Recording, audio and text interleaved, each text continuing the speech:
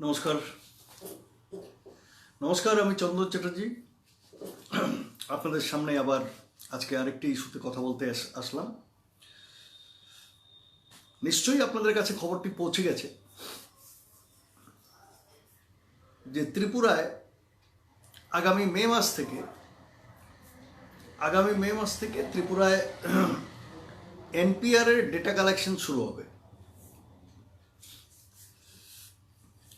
তো এনপিআর মানে national population register, তার ডেটা কালেকশন শুরু হবে আগামী মে মাস থেকে।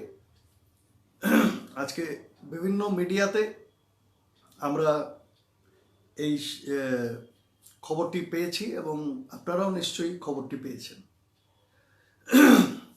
আপনারা জানেন দেশ জুড়ে গত 2 মাস থেকে আন্দোলন চলছে, দেশ জুড়ে আন্দোলন চলছে এবং সেই দেশ জুড়ে আন্দোলন চলার পিছনে কিছু বয়ানবাজি আছে, সরকারি পক্ষের বয়ানবাজি আছে এবং সেই সরকারি পক্ষ থেকে আমাকে ক্রোনোলজি বোঝানোর চেষ্টা করা হয়েছিল। क्रोनोलॉजी समझ लीजिए, पहले CAA आएगा और फिर NRC आएगा।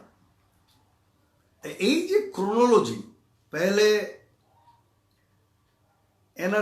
CAA, इसके बाद NRC। প্রশ্নটা ছিল CAA এর আওতায় কারা কারা আসবেন, যারা দীর্ঘদিন থেকে এই দেশে বসবাস করছেন অথচ তাদের কাছে হয়তো কাগজপত্র নেই, যে কোনো কারণেই হোক, তারা কি করে সিটিজেনশিপ অ্যামেন্ডমেন্ট অ্যাক্টের মাধ্যমে নাগরিকত্ব নিয়ে নিবে। এই প্রশ্নটা আমার ছিল। মানে রাজনৈতিক পণ্ডিতদের কেউই এই সমস্ত প্রশ্নের উত্তরের ধারে কাছে কেউ যায় না। তো এই সমস্ত পণ্ডিতদের সাথে কথা বলতে যাওয়া এবং এই সমস্ত পণ্ডিতদের সাথে তর্কে যাওয়া মানে হচ্ছে সময় নষ্ট করা ছাড়া আর কিছু না। আর একদল পণ্ডিত আছেন যারা আপনাকে সিএ কেন দরকার, সিএ হলে কি হবে, এই সমস্ত আপনাকে মানে ওই গুলি খাওয়াচ্ছে। আপনি খাচ্ছেন, ঠিক আছে, অসুবিধা নেই। আমাদের অনেকগুলো দাবির মধ্যে দুটো দাবি ছিল। এক হচ্ছে 2003 সিটিজেনশিপ অ্যাক্টকে রিপিল করতে হবে। যত সমস্যার মূলে গোড়ায় হচ্ছে 2003 সিটিজেনশিপ অ্যাক্ট অ্যামেন্ডমেন্ট। এইটা নিয়ে আমরা শুরুর থেকে কথা বলে আসছি। এইবার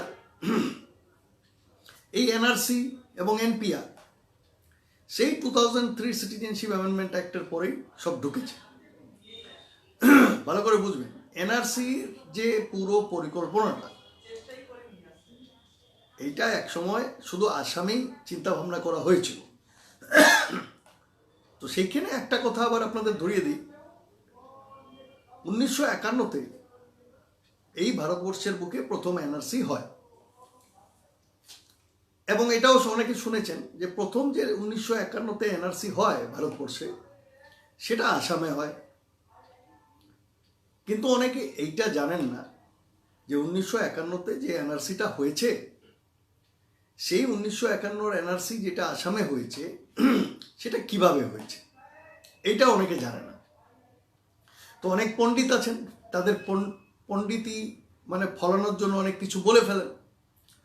এতে যে মানে অনেকগুলো ক্ষতি হয়ে যায় বেশি পণ্ডিতি ফলালে, সেটা এরা বোঝেন না।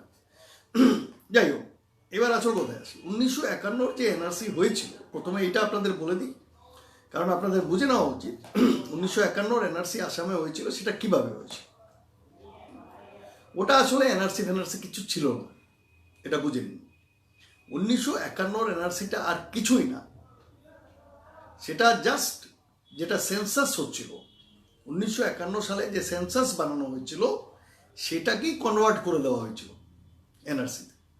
তার মানে হচ্ছে 80 লক্ষ ডেটা 1951 আসামে, সেটাকে সরাসরি নিয়ে নেওয়া হয়েছিল অ্যাজ এ এনআরসির ডেটা। তারপরে আবার এটাকে মাঝপথে বন্ধও করে দিয়ে বন্ডুল করে দেওয়া হয়েছিল। ওই 1951তেও বিদেশি খুঁজতে বেরিয়েছিলেন অনেকে। ঝামেলাটা আসামের অনেক পুরনো, এটা আজকের না, জিনিসটা বুঝুন। পণ্ডিতদের পণ্ডিতামিগুলো কোথায়, এগুলো আজকের আলোচনার মধ্যে আপনারা বুঝতে পারবেন। এবার এখন এনপিআর মে মাস থেকে ত্রিপুরায় শুরু হচ্ছে, এটা ঘোষণা হয়ে গেছে, সেই জন্য আমি ত্রিপুরা লিখেছি। আসলে ওই ক্রোনোলজি সমঝিয়ে পুরো দেশেই এরা এনআরসি নিয়ে আসতে চায়। দেশের মানুষের কাছে ইনকাম নেই। এনসিআরবির রিপোর্টে আত্মহত্যার সংখ্যা দেখুন। গতকালকে একটা ডেটা দেখছিলাম, পার ডে এই দেশে এখন 3 থেকে 4 জন আত্মহত্যা করছে, বেকার যুবক। এই এনসিআরবির রিপোর্ট। শিক্ষা, স্বাস্থ্য, প্রত্যেকটা জায়গায় আপনার আমার ছেলেমেয়েরা কতটুকু সুরক্ষিত, এটা আপনাদের কাছ থেকে জানতে চাই। আজকে আপনাদের বাড়ির কেউ যদি বড় ধরনের রোগে আক্রান্ত হয়, তার কি অবস্থা হবে যদি আপনার কাছে, আপনি যদি মধ্যবিত্ত নিম্ন মধ্যবিত্ত হন, চিন্তা করে দেখুন। শিক্ষা, স্বাস্থ্য, যে সমস্ত জায়গায় চাকরি বাকরি, ইন্ডাস্ট্রিয়ালাইজেশন, দেশের জিডিপি গ্রোথ, স্পেন্ডিং ক্যাপাসিটি যেগুলো ধ্বংস হয়ে যাচ্ছে, বিভিন্ন ইন্ডাস্ট্রিগুলো ধ্বংস হয়ে যাচ্ছে, সেগুলো নিয়ে চিন্তা নেই সরকারের। জিনিসটা বুঝুন, চিন্তা নেই। আপনার এলআইসি বিক্রি করে দিতে হচ্ছে, তার শেয়ার বিক্রি করতে হচ্ছে, এয়ার ইন্ডিয়া বিক্রি করে দিতে হচ্ছে, আইডিবিআই ব্যাংক বিক্রি করে দিতে হচ্ছে, রেলওয়েকে প্রাইভেটাইজেশনের দিকে নিয়ে যাওয়া হচ্ছে। অল্প অল্প করে শুরু হয়েছে, তারপরে পুরোটাই বেচে দেওয়া হবে। অয়েল ইন্ডিয়াকে বিক্রি করে দেওয়া হচ্ছে। এইরকম প্রত্যেকটা সরকারি প্রতিষ্ঠান যেগুলো তিলে তিলে তিলে তিলে ভারত তৈরি করেছিল, এগুলো মালিক কিন্তু আপনি এবং আমি, এটা মনে রাখবেন। এটা একদমই ছোট কথা নয়, আর ছোট ব্যাপার নয়। এই মানে যে বিক্রি করে দিচ্ছে তো কি হয়েছে, ব্যাপারটা তা নয়। ব্যাপারটা আপনাকে বুঝতে হবে যে এই যে তিলে তিলে জিনিসগুলো বিক্রি করা হচ্ছে, এইগুলোর মালিক কারা। যখন আপনি বুঝে যাবেন, আপনার কাছে জিনিসটা পরিষ্কার হবে, এই জিনিসটা যে এটার মালিক কে, তখন আপনি বুঝতে পারবেন যে আসলে আমি কি বলতে চাইছি। এই সম্পূর্ণ পরিকাঠামোগুলো যেগুলো ভারত সরকারের নামে চলে, এগুলোর মালিক তো আপনি এবং আমি। জিনিসটা ভালো করে বুঝবেন। এই সংস্থাগুলো চলে, ভারত সরকারের সংস্থাগুলো চলে, যেখানে আপনি আমি চাকরি পাই, যেখানে আপনি এবং আমি, শেয়ার করুন এটাকে। কারণ আমি ত্রিপুরার কথা বলছি, কিন্তু আলটিমেটলি এটা ভারতে। ত্রিপুরা হচ্ছে গিয়ে মানে মে মাস থেকে শুরু হতে চলেছে, ডিক্লিয়ার হয়ে গেছে। মানে আমি যে বলতাম এক সময় যে আসামে যে বাঙালিদের বিরুদ্ধে যেগুলো কাজকর্ম হয়, আসামে বাঙালিরা হচ্ছে গিনিপিগ, একটা প্রয়োগশালার মতো। সেই প্রয়োগ সম্পূর্ণ হয়েছে। এইবার এনপিআর এর প্রয়োগ ত্রিপুরার থেকে শুরু হচ্ছে। জিনিসটা খুব একটা যে সহজ নয়। তো সরকারের যে সমস্ত প্রতিষ্ঠানগুলোকে বাঁচিয়ে রাখার দরকার আপনার আমার জন্য, আপনার আমার ভবিষ্যৎ প্রজন্মের জন্য, তাদের চাকরি বাকরি, তাদের সুরক্ষা, ভবিষ্যতের সুরক্ষা, সেটার দিকে সরকারের নজর নেই। সেগুলো নিয়ে সরকারের মাথা ব্যথা নেই। রোজ কিছু না কিছু বেচে দাও। এতে ক্ষতি কিন্তু আলটিমেটলি আপনিই হবেন। আপনি হিন্দুত্ববাদী হন, ভারতীয় জনতা পার্টি করেন। এই যে একজনকে জিজ্ঞেস করলো এসে, आप कौन सा पार्टी का हो? अरे भाई, मैं कौन सा पार्टी का हूं या नहीं हूं, उससे एलआईसी बच जाएगा क्या है? उससे आईडीबीआई बच जाएगा बिकने से? उससे एयर इंडिया बिकने से बच जाएगा क्या? चलो मैं अगर पूरा कट्टर हिंदू हूं, समझो 2 मिनट के लिए कट्टर हिंदू बन गया, एलआईसी बिकना बंद हो जाएगा, प्राइवेटाइजेशन ऑफ रेलवे का प्राइवेटाइजेशन क्या बंद हो जाएगा? मेरे को ये सब जवाब चाहिए भाई साहब। मुझे ये तुम्हारा कहानी नहीं चाहिए। ये जब बकवास जो करते रहते हो ना तुम हिंदुत्व के नाम से, वो नहीं चाहिए भाई। मैं हिंदू हूं, मेरे से बड़ा कौन है भाई हिंदू? तुम हो कहाँ से, वो कहाँ से आए हैं भाई? मेरे पीछे मेरा माता जी बैठे हैं, देखो, माता आनंदमयी, आनंदमयी माता। तो मतलब क्या है, हिंदुत्व का कोई ठेका ले रखे हो आप कोई हिंदुत्व का ठेकेदार हो, हिंदुत्व का सर्टिफिकेट बांटते हो, मुझे सिखाओगे हिंदुत्व किसको कहते हैं? अपना काम करो, समझ रहे हो? और हिंदुत्व से क्या आपका LIC बिकना बंद हो जाएगा? आपका हिंदुत्व एयर इंडिया को बचा सकता है? आपका हिंदुत्व रेलवे को प्राइवेटाइजेशन होने में बचा लेगा क्या? এগুলোর উত্তর এরা দেবে না, এগুলোর উত্তর দেবে না। আপনাকে রাজনৈতিক কৃতদাস হয়ে থাকতে হবে। দেখুন, এটা একটা নতুন শব্দ আপনাদের সামনে দিলাম, রাজনৈতিক কৃতদাস, নতুন শব্দ, ভালো করে এটা মাথায় ঢুকিয়ে নিন। এখন যে একটা নতুন রাজনীতি, নয়া ভারত, নতুন ভারত বানানোর জন্য এসেছিলেন তো কিছু লোক, এই নতুন ভারতে একটা নতুন রাজনীতি এনারা বানিয়েছে। এটা একটা নতুন রাজনীতি নিয়ে এসছেন নতুন ভারতে। নতুন ভারত কি হবে এর তো 10 বছর পরে আপনি আমি টের পাবো, যখন বলি না লাল সুতো বেরোবে।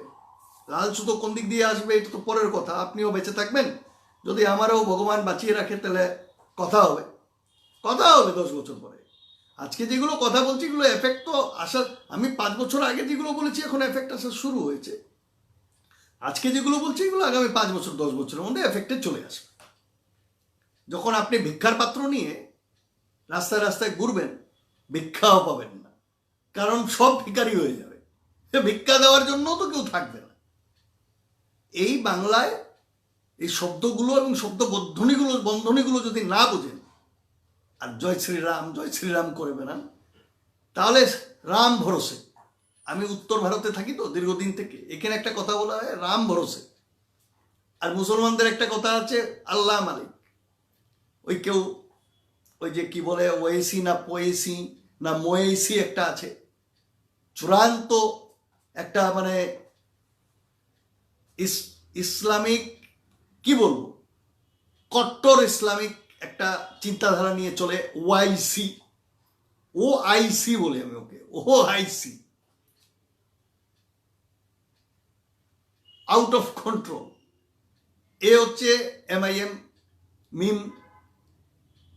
আরেকটা হচ্ছে মানে আপনাকে ঝান্ডা নিতে হবে হিন্দুত্ব, এর মাঝামাঝি আশেপাশে কিছু থাকতে পারবে না। এইরকম একটা দেশ তৈরির ব্যবস্থা হচ্ছে এইরকম। আর সেখানে আপনি এবং আমরা রাজনৈতিক কৃতদাস হব। আমরা কৃতদাস শুনেছি, চাকর বাকর শুনেছি, রাজনৈতিক কৃতদাস আমার নতুন আবিষ্কার। এই যে রাজনৈতিক কৃতদাস, এটা আমি নতুন আবিষ্কার করেছি। তো আমার এখানে যারা লাইভ দেখছেন তাদের মধ্যে থেকে কমেন্ট করে একটু আমাকে বুঝিয়ে দিন, আপনারা কি রাজনৈতিক কৃতদাস হতে রাজি আছেন? আর রাজনৈতিক কৃতদাস আপনি কাকে বলবেন এটা আগে বুঝতে হবে, যে রাজনৈতিক কৃতদাস কি। কৃতদাস তো মানে যাকে বন্ডেড লেবার, মানে কাজ করিয়ে পয়সা না দেওয়া, বা 200 টাকা যদি প্রাপ্য হয় 100 টাকা দেওয়া, 10 টাকা প্রাপ্য হলে 1 টাকা দেওয়া, এটা হচ্ছে কৃতদাস। রাজনৈতিক কৃতদাস কারা? রাজনৈতিক কৃতদাস তারা যারা কোনো রাজনৈতিক দলে থাকবে, সেই দলের গুণগান করবে, সেই দলের কথা বলবে, সে যে কোনো দল হতে পারে, বিজেপি আর কংগ্রেস বলে না, বিজেপি কংগ্রেস CPM তৃণমূল যে কোনো, সেই দলের গুণগান করবে, ভক্তগিরি করবে, সেই দলের ভক্তগিরি করবে, সেই দলের যেগুলো সমস্যা সেই সমস্যাগুলো বলবে না, কানে তুলো আর চোখে ঠুলি লাগিয়ে রাখবে, চোখের ঠুলি কানে তুলো লাগিয়ে রাখবে। দল যেগুলো ভুল করবে সেই ভুলগুলো শুধরে দেওয়ার জন্য কোনো কথা বলবে না, ঠিক আছে? অন্যায়গুলো নিয়ে কথা বলবে না। এমন একটা ব্যবস্থার মধ্যে দিয়ে একটা লোক যখন ঢুকে যায় কোনো রাজনৈতিক দলে, এরকম একটা ব্যবস্থার মধ্যে, তখন তাকে বলা হয় রাজনৈতিক কৃতদাস। সেটা আমার নতুন আবিষ্কার, এখন পর্যন্ত আমি শুনিনি কারোর কাছ থেকে, আপনারা হয়তো শুনেননি এই শব্দ।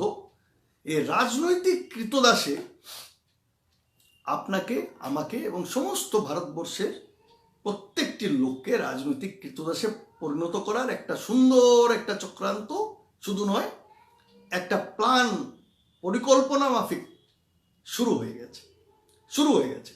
এবং ভাববেন না, অবশ্যই এটা বিজেপি শুরু করেছে এবং বিজেপি করছে, এবং ভাববেন না যে বিজেপি সরে গেলে এই অবস্থা এবং এই ব্যবস্থার বদলে যাবে। এই ব্যবস্থার বদলে যাবে এটা ভাববেন না, কিন্তু তার কারণ হচ্ছে এটা এমন একটু সুন্দর ব্যবস্থা যেটা বিজেপি ফান্ডামেন্টালি নিয়ে এসছে, এত সুন্দর ব্যবস্থা যেটাকে ছেড়ে দিতে কেউ চাইবে না। জিনিসটা বলি, যেটাকে ছেড়ে দিতে কেউ চাইবে না মানে ধরুন ত্রিপুরা, বিজেপি সরে অন্য একটা দল আসলো, অথবা পশ্চিমবঙ্গ তৃণমূল হেরে গেল, অন্য একটা দল আসলো আগামীতে, অথবা সেন্ট্রাল গভর্নমেন্টে 2024 বিজেপি হেরে গেল, অন্য আরেকটা দল আসলো বা একটা খিচুড়ি দল আসলো। এখনো যেটা আসছে খিচুড়ি দল, এনডিএ, আরেকটা খিচুড়ি দল আসলো 2024, সেও কিন্তু এই ফান্ডামেন্টাল যে একটা নতুন সিস্টেম তৈরি হয়ে গেছে, সেই সিস্টেম থেকে সে বেরিয়ে আসতে চাইবে না। সেও চাইবে বিজেপির বানানো এই যে নতুন একটা সুন্দর সিস্টেম, সেই সিস্টেমের মধ্যে নিজেকে ঢুকিয়ে নাও।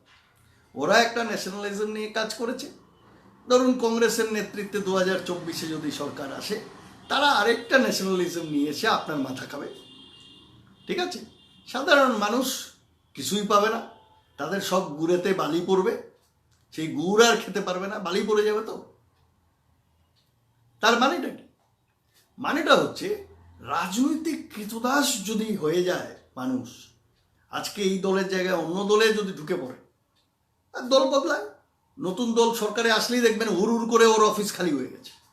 আমি তো গত 20-25 বছরে এটা দেখেছি, 20-25 বছরে দেখেছি বিভিন্ন রাজ্যের দল বদলাতে দেখেছি, সরকার বদলাতে দেখেছি। যেই সরকার বদলে যায়, আজকে ধরুন বিজেপির অফিসে গম গম করছে, এত মানুষ যাচ্ছে, উঠছে, বসে, বিশাল ব্যাপার, এরা এই কারবার, চা খাচ্ছে, এই করছে, সেই করছে, হ্যাঁ, বিশাল ভারতীয় জনতা পার্টি। যেই ভারতীয় জনতা পার্টি হেরে যাবে, দেখবেন সব অফিস ফাঁকা হয়ে গেছে। যদি আমি ভুল বলছি আমাকে বলবেন, দাদা আপনি ভুল বলছেন, আমাকে একদম বলে দেবেন। আপনারা মনে করে দেখুন, ত্রিপুরায় সিপিএম এর প্রত্যেকটি অফিস গম গম করতো কি করতো না? আপনারা মনে করুন পশ্চিমবঙ্গে সিপিএম এর প্রত্যেকটা অফিস মানুষে গম গম গম গম করতো কি করতো না? সেটা রাজ্য স্তরের অফিস হোক, হেড অফিস হোক, বা রাস্তার অফিস হোক, পাড়ার অফিস হোক, ডিস্ট্রিক্ট অফিস হোক, মানুষ ভরে থাকতো সকাল থেকে সন্ধ্যা পর্যন্ত, রাত পর্যন্ত। যেই সিপিএম সরে গিয়ে তৃণমূল এসছে, আজকে তাদের অফিস খালি। সন্ধ্যাবেলা দুটো বুড়ো মানুষ, বৃদ্ধ মানুষ বসে চা খায়, 10 টাকার কাপে, এত বড় কুলপি, চা খায়, চলে যায়। এই হয়েছে সিপিএম এর দশা আজকের দিন। আর ত্রিপুরাতেও তাই হয়েছে। ঠিক সেইভাবে কালকে যদি ত্রিপুরায় 2023 বোধহয় আপনাদের বিধানসভা নির্বাচন, সেই 2023 বিধানসভা নির্বাচনে যদি বিজেপি হেরে যায়, প্রত্যেকটা বিজেপির অফিসে সেই ঠন গোপাল লণ্ঠন জ্বলবে, একটা লোকও যাবে না। ওই কয়েকজন যারা অ্যাকচুয়ালি ডেডিকেটেড, যারা আসলে পার্টির যারা ভিত্তি বলি আমরা, যারা কষ্টের সময় কষ্ট করে, সুখের সময়ও কষ্ট করে, তারা কিচ্ছু পায় না। এই যে ভালো মানুষগুলো যারা মন থেকে দল করে, মন থেকে, সেই মানুষগুলো কিন্তু রয়ে যায়। সেটা বিজেপি হোক, সিপিএম হোক, কংগ্রেস হোক, তারা কষ্ট করে, সেই কষ্টের মাধ্যমেই তাদের জীবন চলে যায়। তাদের কথা কেউ ভাবে না, তাদের দিকে কেউ তাকায় না। এই মানুষগুলো ভালো, এই মানুষগুলো সরকারে আসে না, এই মানুষগুলো এমপি এমএলএ হতে পারে না, এই মানুষগুলো মন্ত্রী হতে পারে না। ভুল যদি বলে থাকি আমাকে শুধরে দেবেন আপনারা।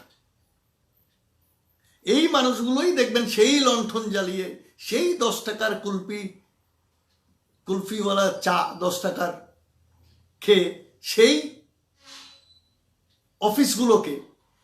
অফিসগুলোতে এসে লণ্ঠন জ্বালিয়ে অন্ধকারে বসে থাকে একা একা।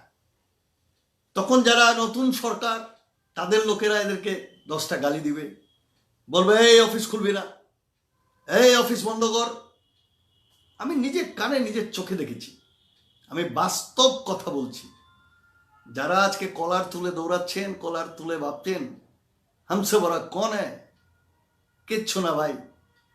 দিল্লি এবং উত্তর ভারতে একটা কথা চলে, 2 दिन की चांदनी फिर अंधेरी रात, 2 दिन की चांदनी फिर अंधेरी रात।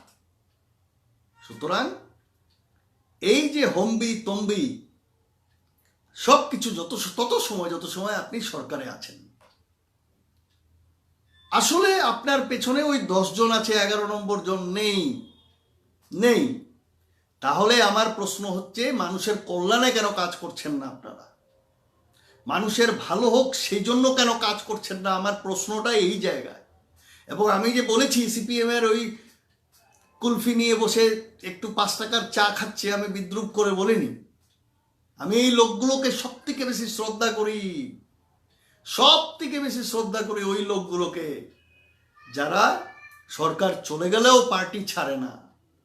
এই লোকগুলোই হচ্ছে সেই দলের আসল ভিত্তি। কিন্তু এরা কিছু পায় না, কারণ এরা চাইতে শিখেনি, এরা শুধু দিতে শিখেছে। এরা প্রাণ দিয়ে পার্টিটা করে, প্রাণ দিয়ে পার্টিটাকে ধরে রাখে, প্রাণ দিয়ে এই পার্টিটাকে আবার দাঁড় করানোর চেষ্টা করে। ভালো করে বুঝবেন আমার কথা। এবং এই লোকগুলো খালি সিপিএমে নয়, এই লোকগুলোকে আপনি সিপিএমেও দেখবেন, আপনি এসইউসিআইতেও দেখবেন, ফরওয়ার্ড ব্লকেও দেখবেন, সিপিআইতেও দেখবেন, কংগ্রেসেও দেখবেন, বিজেপিতেও দেখবেন, তৃণমূল কংগ্রেসও দেখবেন, প্রত্যেক দলে দেখবেন এই লোকগুলোকে। আর যে জাতিতে আমি বিলং করি, বাঙালি, আমার সবথেকে বড় সমস্যা, আমাদের জাতির যে লোকগুলো বিভিন্ন দলে থাকে, সেখানে দাঁড়িয়ে জাতির স্বার্থে কিছু কথা বলতে পারে না। এদেরও কানে তুলো চোখে ঠুলি, কানে তুলো চোখে ঠুলি। আমার একটা স্লোগান 20 বছর থেকে, প্রথমে জাতি, তারপরে দল, ঠুকে বলো ছাতি, দলের ওপর জাতি। এটা আজকের থেকে দিই না। সেদিনকে আমাকে বললো, দাদা এই স্লোগানটা কোথার থেকে পেয়েছেন? ত্রিপুরার একজন উপজাতি ভাই। আমি বললাম, আপনি যেখান থেকে শুনছেন সে হয়তো আমার কাছ থেকে শুনে এটা নিয়েছে, এবং আমার কাছে তার প্রমাণ আছে, আমি কবে থেকে বলছি। বাঙালির সময় এসে গেছে। আপনি যে দলেই থাকুন, যে রাজনৈতিক দলে থাকুন, যেখানেই থাকুন, সময় এসে গেছে দলের উপরে জাতিকে নিয়ে যাওয়ার সময় এসে গেছে। পিঠ দেওয়ালে ঠেকেছে, আমরা শেষ হওয়ার মতো শেষ জায়গায় এসে দাঁড়িয়ে আছি, আর পেছনে যাওয়ার জায়গা নেই। এখনো যদি রাজনীতি খেলেন, আপনি হয়তো মাল কামিয়ে নিজের পেছনটা শক্ত করেছেন, আপনি হয়তো পেছন শক্ত করেছেন, আপনার রাজ্যের বাইরে হয়তো আপনার জায়গা জমি কিনে রেখেছেন, সেফ সাইড, ছেলে মেয়েদের হয়তো রাজ্যের বাইরে পাঠিয়ে দিয়েছেন, সেফ সাইড, নিজে হয়তো বাইরে যাওয়ার রাস্তা করে রেখেছেন, সেফ সাইড, বিদেশেও জমি বাড়ি কিনে রেখেছেন, সেফ সাইড, মাল কামিয়েছেন। তো সাধারণ মানুষের, সবাইকে বলছি না, এরকম অনেক আছেন, আমরা দেখেছি। তো এই যে পুরো ব্যবস্থাটা আপনি নিজের জন্য করে রেখেছেন, সেই জন্য আপনার প্রয়োজন পড়ে না যে আপনার জাতির সম্পর্কে কিছু ভাবনা। আপনার জাতির যে কিছু দরকার, আপনার জাতির জন্য যে আপনার যে একটা ভূমিকার দরকার, সেটা নিয়ে আপনার বাবার প্রয়োজন আপনি মনে করেন না। তার কারণই হচ্ছে এইটা। সুজয় দেববর্মা, তোমাকে আমি কিছু বলেছি এখানে এসে গালি দিচ্ছ? তোমাকে আমি কিছু বলেছি ভাই? এখানে এসে যে গালিটা দিচ্ছ ছোট লোকের মতো, লজ্জা করে না? তোমাকে ওই মুকুটহীন সম্রাট কি আমাকে গালি দিতে পাঠিয়েছে? তোমার মুকুটহীন সম্রাট তোমাকে বলেছে যে চন্দন চ্যাটার্জিকে গালি দাও? তোমার এই স্বভাবটা কেন ভাই? আমি তো তোমাকে গালি দিইনি, তোমার জাতির কাউকে তো আমি গালি দিইনি, তোমার ভাষা সাহিত্য সংস্কৃতি জাতি নিয়ে তো একটা কথা বলিনি আজ পর্যন্ত। তুমি এসে এখানে গালি দিচ্ছ কেন? আশ্চর্য ব্যাপার।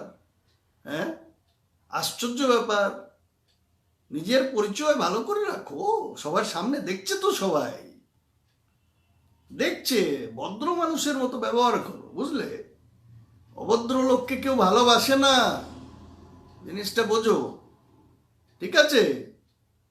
আর এই সমস্ত করে বেশি দিন এখনো যাবে না তো, গালিগালাজ করে কি করবে? আমি একটা অন্য বিষয়ে কথা বলছি, সেটা তোমারও কাজে লাগবে, শোনো ভালো করে। তুমিও তোমার নেতাকে গিয়ে জিজ্ঞেস করো কথাগুলো, বুঝলে? না বুঝে থাকলে বিদায় হও। এনিওয়ে, এইবার যেটা আমি বলতে চাইছি, এই যে I am ignoring, Anup, I am fine, আমি ইগনোর করছি। একটু বললাম, আমি তো এদেরকে রেফারেন্স দিই না, বললাম আর কি। মানে যে গালিটাও আমাকে দিল মাদার, সে কি তার মাকেও এটা বলে? সে কি তার মাকেও এটা বলে? আমি এটা জানতে চাই। কি দেববর্মা নামটা ভুলে গেলাম। যে গালিটা দিল সেটা কি তার মাকেও সে সেই চোখে দেখে? খুব খারাপ জিনিস, মাকে এই চোখে দেখতে নেই। তুমি তোমার মাকে শ্রদ্ধা করো, তুমি তোমার মাকে গিয়ে প্রণাম করো, তাকে ভালোবাসো। হ্যাঁ, মাকে তুমি এই চোখে দেখো না। আমি তোমার মার জন্য খুব চিন্তিত, আমি জানি, আমি শিওর সে তার মাকেও একদম খুব বাজে ব্যবহার করে, এর মধ্যে কোনো ভুল নেই। যে অন্যের মাকে এরকম কথা বলতে পারে, সে নিজের মাকে। যাই হোক, এগুলো ছাড়ি। এনিওয়ে, বাকিটা আপনারা দেখে নিন। এইবার যেটা আমি বলতে চাইছি, এই যে আমাদের দলের উপরে জাতিকে নিয়ে আসার একটা প্রক্রিয়া হয়, সেই প্রক্রিয়াটা আমরা শুরু করেছি।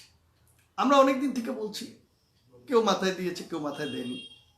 এখন অনেক সংগঠন হচ্ছে, যত সংগঠন হবে তত ভালো, তত বেশি রিচ, অত বেশি পৌঁছবে।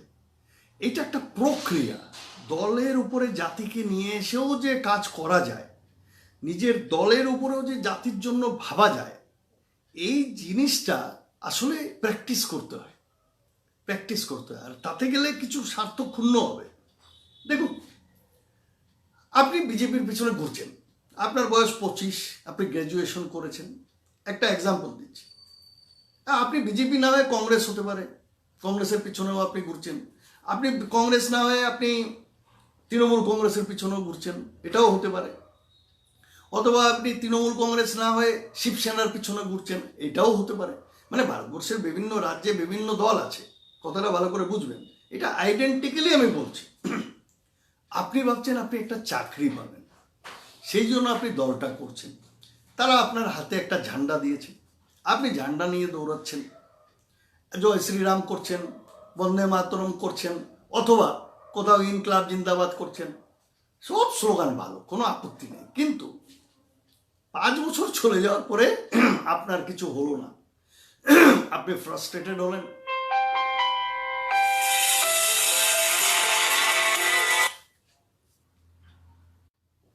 পাঁচ বছর পরে আপনার কিছু হলো না।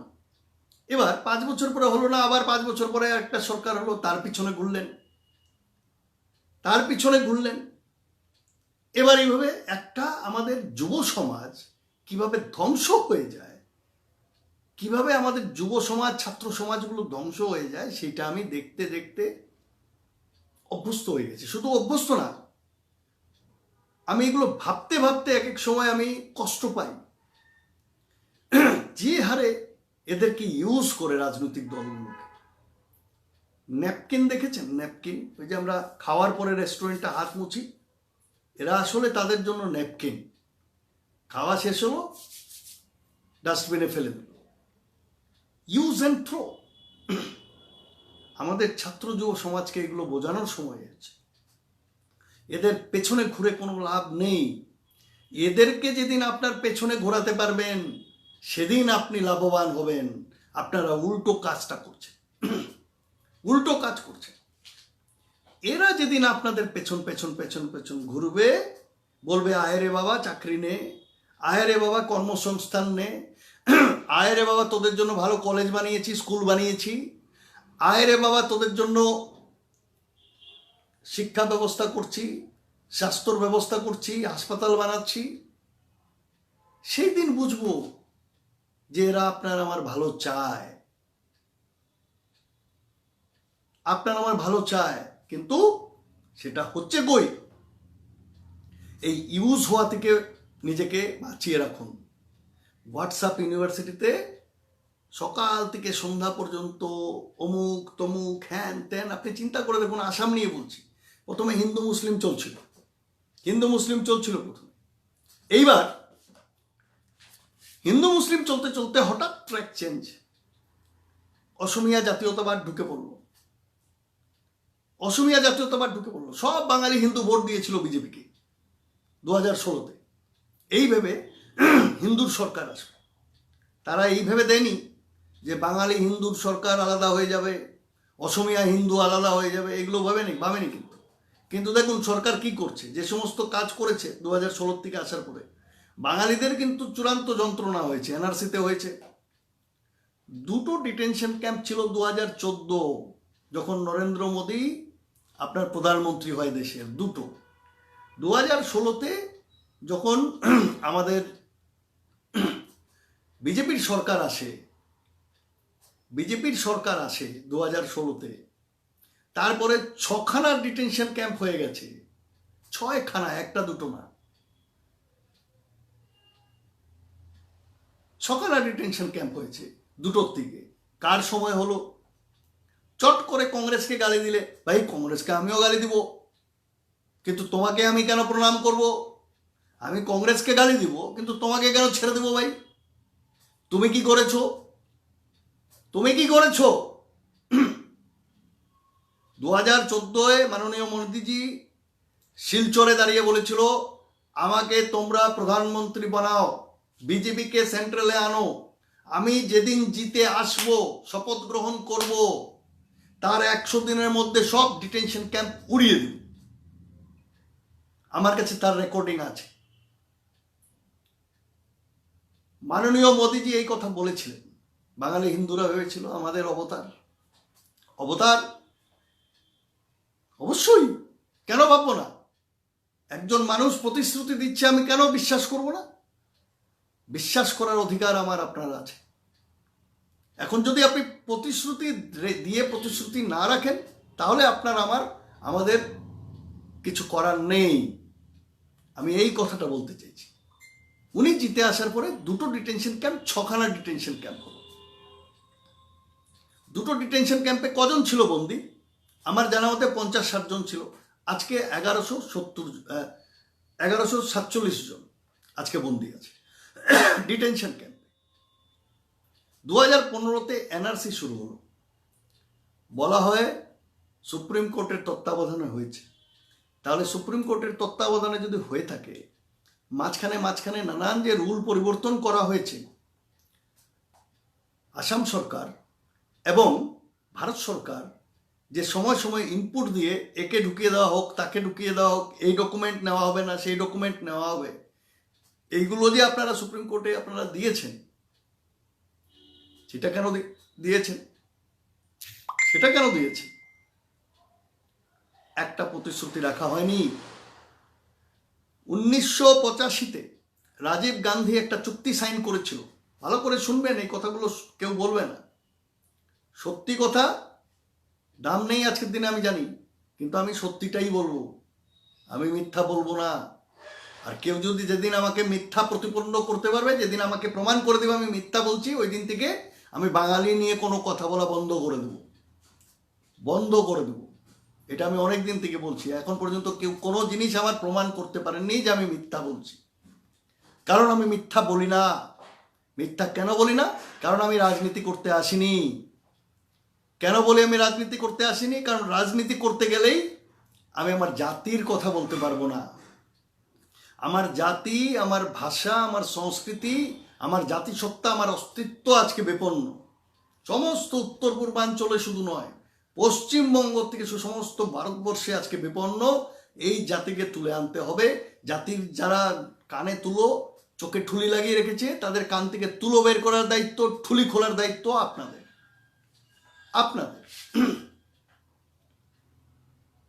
সেই জায়গা থেকে দাঁড়িয়ে আজকে আসামে 19 লক্ষ মানুষের নাম এনআরসির থেকে কেটে গেছে। এক একটা মানুষকে এক প্রান্ত থেকে আরেক প্রান্ত পর্যন্ত গরুর মতো দৌড়ানো হয়েছে হাজিরা দেওয়ার জন্য। এনআরসিতে গরুর মতো দৌড় দেওয়ানো হয়েছে। শিলচর থেকে তিনসুকিয়া, তিনসুকিয়ার মানুষকে ধুবড়ি, ধুবড়ির মানুষকে ডবকা। চিন্তা করে দেখুন,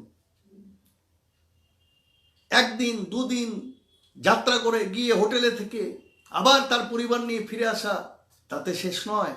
দ্বিতীয়বার, তৃতীয়বার, চতুর্থবার, পঞ্চমবার। আমার কাছে প্রমাণ আছে, তবেই আমি কথা বলছি। তারপরেও নাম কেটে গেল।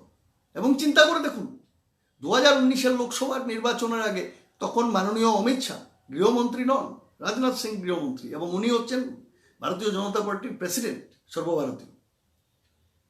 উনি কি বলেছিলেন? 40 লাখ ঘুষপেটিয়া নিকলা হ্যায়। কোথায়? আসামে। এই 40 লক্ষ ঘুষপেটিয়া 90% বাঙালি ছিল, 99% বাঙালি ছিল, 99% বাঙালি ছিল। তাদেরকে কি বললেন উনি? ঘুষপেটিয়া। তাদেরকে কি বললেন উনি? উইপোকা, দিমাগ।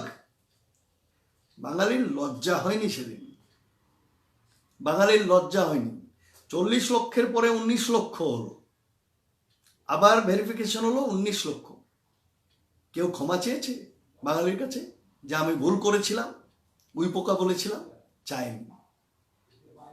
কিন্তু 40 লক্ষের মধ্যে 21 লক্ষ উইপোকার নাম কিন্তু এনআরসিতে ঢুকে গেছে, 19 লক্ষ বাদ গেছে। আমি আবার বলেছি, তারপরেও বলেছি 19 লক্ষ 99% ভারতীয়। ভারতীয়। সমস্যাটা কোথায়? আসামের বাঙালি হিন্দুরা, একটা বিরাট অংশ বাঙালি হিন্দুদের, একদম পরিষ্কার বলছি, ভেবেছে এনআরসি করে তো মুসলমানদের তাড়ানো হবে, আমাদের কিছু হবে না। ভালো করে শুনবেন কথাটা। আর এইটাই বুমেরাং হয়েছে। একটা কথা আছে না, অন্যের জন্য কবর খুললে নিজেরও ওখানেই আশেপাশে জায়গা হয়। পরিষ্কার কথা বলছি। আমি যেটা জানি সেটা হচ্ছে, আপনি বাঁচলে বাপের নাম, আগে নিজে বাঁচো, তারপরে অন্যের ক্ষতি করার কথা চিন্তা করো। নিজে বাঁচার রাস্তা নেই, অন্যের কথা চিন্তা করছো। তাই আজকে আমি বলি সকাল থেকে সন্ধ্যা পর্যন্ত, বলি, আমি হিন্দু বুঝি না, আমি মুসলমান বুঝি না, আমি খ্রিস্টান বুঝি না, জৈন বুঝি না, ফার্সি বুঝি না, শিখ বুঝি না, কিচ্ছু বুঝি না। আমি আমার বাঙালি ছাড়া দ্বিতীয় কিচ্ছু বুঝি না। এইটাই আমার শেষ কথা। আমি কারুর ঝান্ডা হাতে নিয়ে দৌড়াবো না, আমি রাজনৈতিক কৃতদাস হব না। নতুন শব্দ দিয়েছি, কিন্তু নতুন ন্যারেটিভ আমি আপনাদের দিলাম, মিলিয়ে নেবেন আজকের থেকে 2 বছর 5 বছর পরে। বিজেপি চলে গিয়ে কংগ্রেসও যদি আসে, তারাও এই স্বাদের আস্বাদন নেবে, রাজনৈতিক কৃতদাস যদি পাওয়া যায়, ছেলে বিজেপি চলে গেলে যে দল আসবে সে কেন ছেড়ে দেবে? কৃতদাস কাকে বলে? বিনা পয়সার খাটুয়ে, বিনা পয়সায় খাটনেওয়ালা।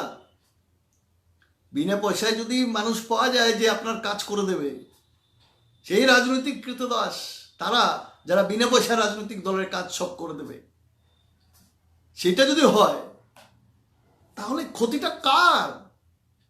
বিজেপির না তো, কংগ্রেসের না তো, তৃণমূলের না তো, সিপিএমের না তো, কার? সব তো ঘুষ। বিজেপিকে ধন্যবাদ দেবে, সাষ্টাঙ্গে প্রমাণ করবে, বিজেপিকে প্রণাম, সাষ্টাঙ্গে প্রণাম, যে বাহ, এত সুন্দর সিস্টেম দিয়ে গেছেন আপনি। এখন তো আর টাকা পয়সার ব্যাপারই নেই, খরচাই নেই, সব রাজনৈতিক কৃতদাস। আমি রাজনৈতিক কৃতদাস হব না, এইটাই শেষ কথা। আমি আমার জন্মের পরের থেকে নিজের অস্তিত্ব, নিজের জাতিসত্তা, নিজের ভিত্তি, নিজের প্রত্যেকটা এক একটা অভিমান, অহংকার, সম্মান আমি রাজনৈতিক দলের কাছে বন্ধক রাখিনি, আজকেও রাখি না, আগামীতেও রাখবো না। এইটা আমার প্রথম, এইটা আমার শেষ কথা, একদম সাফ কথা। কারোর যদি আমার কথাগুলো মাথায় ঢোকে ভালো, কারোর যদি আমার কথাগুলো না ঢোকে তাও ভালো। কিন্তু সময় আসবে, সময় আসবে, সময়ের থেকে বলবান কেউ নেই, এটা মনে রাখবেন। সময়ের থেকে শক্তিশালী এই ভূ ভারত না, ভূ বিশ্ব না, পুরো বিশ্ব ব্রহ্মাণ্ডে আর কিছু নেই। সময়ের থেকে বলবান শক্তিশালী কেউ নেই।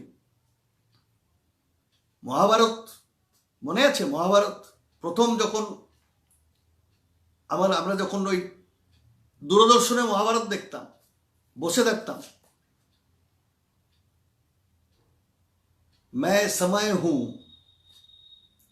মনে আছে? मैं समय हूं। তো যারা হিন্দুত্ববাদী অথবা গোরা হিন্দু অথবা কট্টর হিন্দু যারা নিজেদের মনে করেন, তারাও মহাভারতটা পড়ে নেবেন। मैं समय हूं, সময়ের কালচক্রে মধ্যে সবাইকে কখনো না কখনো কোনো না কোনো সময় আসতেই হবে, আসতেই হবে। পাপ যেমন বাপকে ছাড়ে না, সেরকম আপনিও নিস্তার পাবেন না। আমি এটাই বলি, এটাই শেষ কথা। পূর্ব পাকিস্তান, পূর্ববঙ্গে বাঙালি হিন্দুদের সাথে যে অন্যায় হয়েছে, সেই পাপ আর পাপের ফল পূর্ব পাকিস্তান আর আজকের পূর্ববঙ্গ পেতেই হবে। মনে রাখবেন, পেতেই হবে। এটা এমন একটা জিনিস, যে পাপ পূর্ববঙ্গের মাটিতে হয়েছে, যে পাপ বাঙালি হিন্দুদের সাথে হয়েছে, বাঙালি খ্রিস্টানদের সাথে হয়েছে, বাঙালি বৌদ্ধদের সাথে হয়েছে, সেই পাপের প্রায়শ্চিত্ত পূর্ববঙ্গকে করতে হবে। এটা আজকে লিখে রাখুন। আমি বলছি, চন্দন চ্যাটার্জি বলছি। এই বলে আমি হিন্দুত্ববাদী হয়ে যাব না। অন্যায়কে অন্যায় বলা যদি আপনি না শেখেন, তাহলে আপনি ন্যায় দিতে পারবেন। অন্যায়কে যদি আপনি অন্যায় বলা না শেখেন, অন্যায়কে যদি আপনি অন্যায় বলা না শেখেন, তাহলে আপনি আপনার জন্য ন্যায় খুঁজতে বেরোতে পারেন না। শেষ কথা। সুতরাং যে অন্যায় পূর্ববঙ্গে হয়েছে, পূর্ব পাকিস্তানে হয়েছে, সেই অন্যায় আমরা ভারতের মাটিতে দেখতে চাই না। সেই অন্যায় আমরা ভারতের মাটিতে দেখতে চাই না। সেই পাপের ভাগী আমরা হতে চাই না।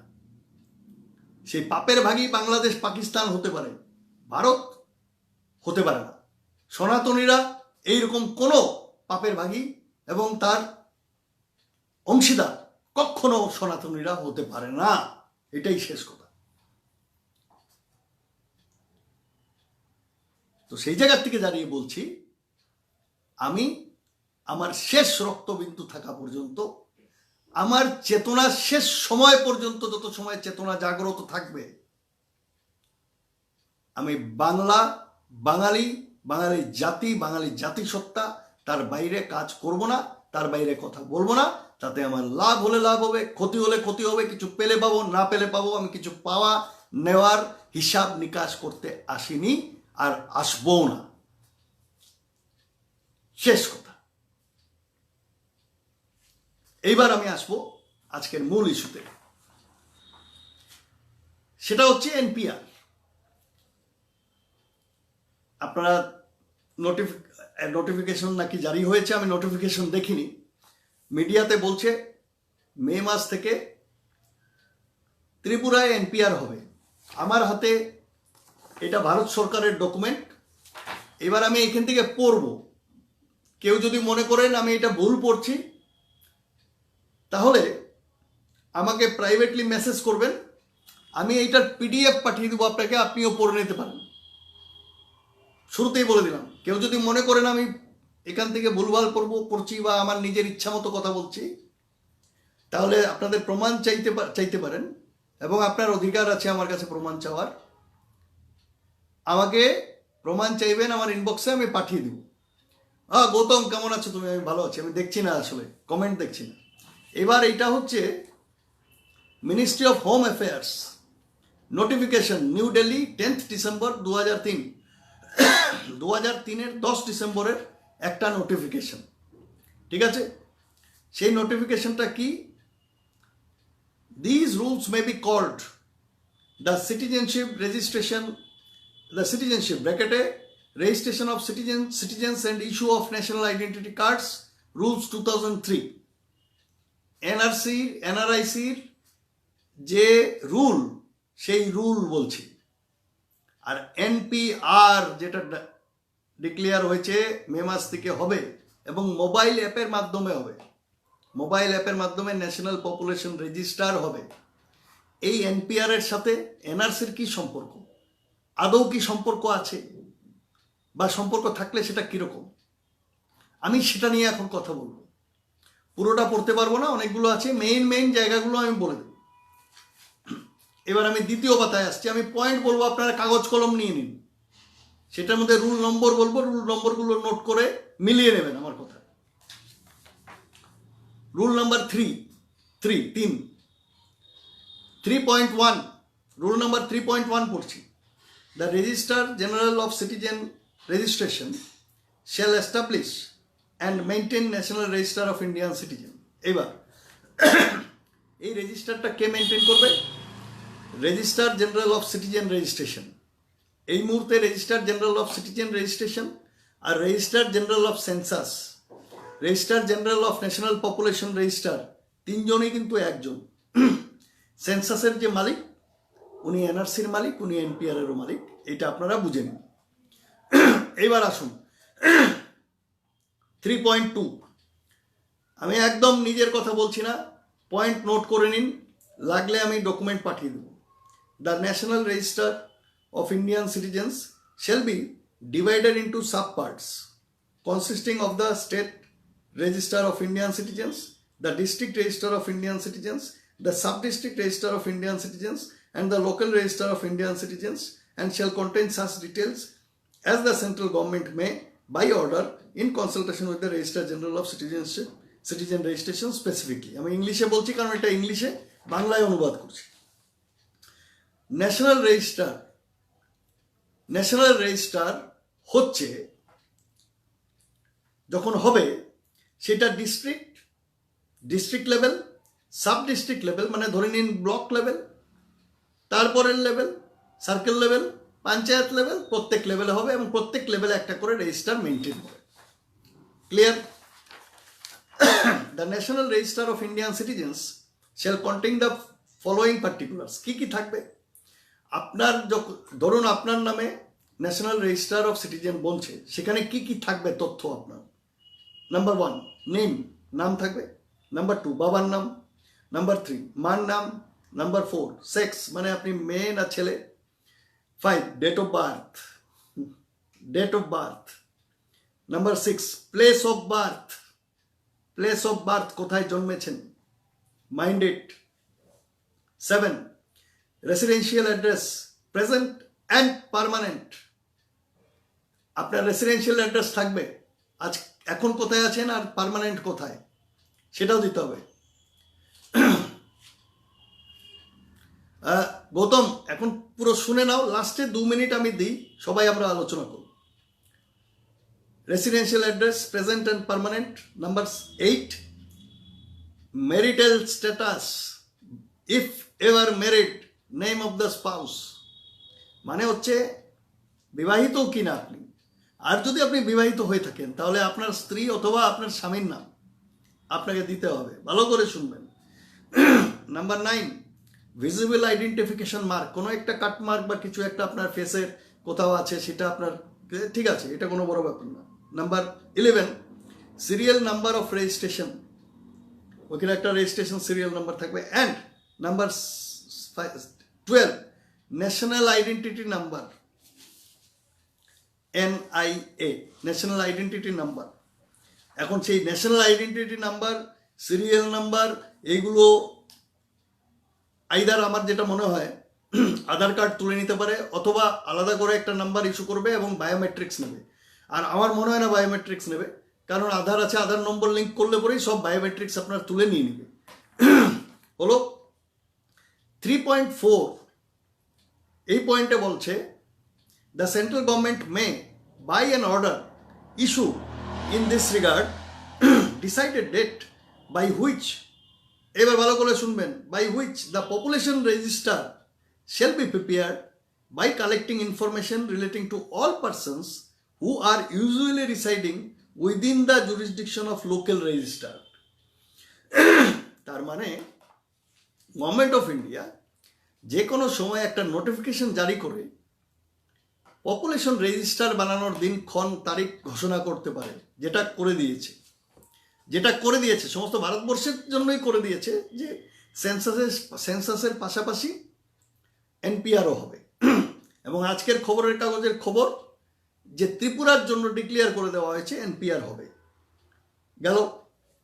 এইবার নাম্বার 5, 3.5 না 3 নম্বর পয়েন্টের 5 নম্বর উপধারা, the local register of Indian citizens shall contain details of persons after due verification made from the population register. ভালো করে শুনবেন। এইবার পপুলেশন রেজিস্টার যে ডেটা কালেকশন করেছে, মানে এনপিআর দিয়ে যে ডেটা কালেকশন করা হয়েছে, সেটা কে নিচ্ছে? Local register of Indian citizens, মানে national register of Indian citizens, NRIC মানে এনআরসি, ওটা হচ্ছে ন্যাশনাল। তার অনেকগুলো ধাপ আছে। স্টেটকে বলা হবে state register of Indian citizens. NRC আপনার রাজ্যের নাম হচ্ছে state register of Indian citizens. এইটারই আপনার ডিস্ট্রিক্টের নাম হচ্ছে district register of Indian citizens. এরকম ধাপে ধাপে নিচে নামবে। এমপিআর না, NPR, N for national, P for population, R for registrar. এইবার আসুন, the local register of Indian citizen shall contain details of persons after due verification made by the population register. Population রেজিস্টারে যে data collection করবে আপনার এবং আমার, তার due verification, mind it. এই যে বলছে না কিছু হবে না, কুছ নেই হোগা, কুছ নেই হোগা, লোটা লেকে আয়া হুঁ তো লোটা লেকে যাউঙ্গা, এটা ঠিক এরকম না ব্যাপারটা।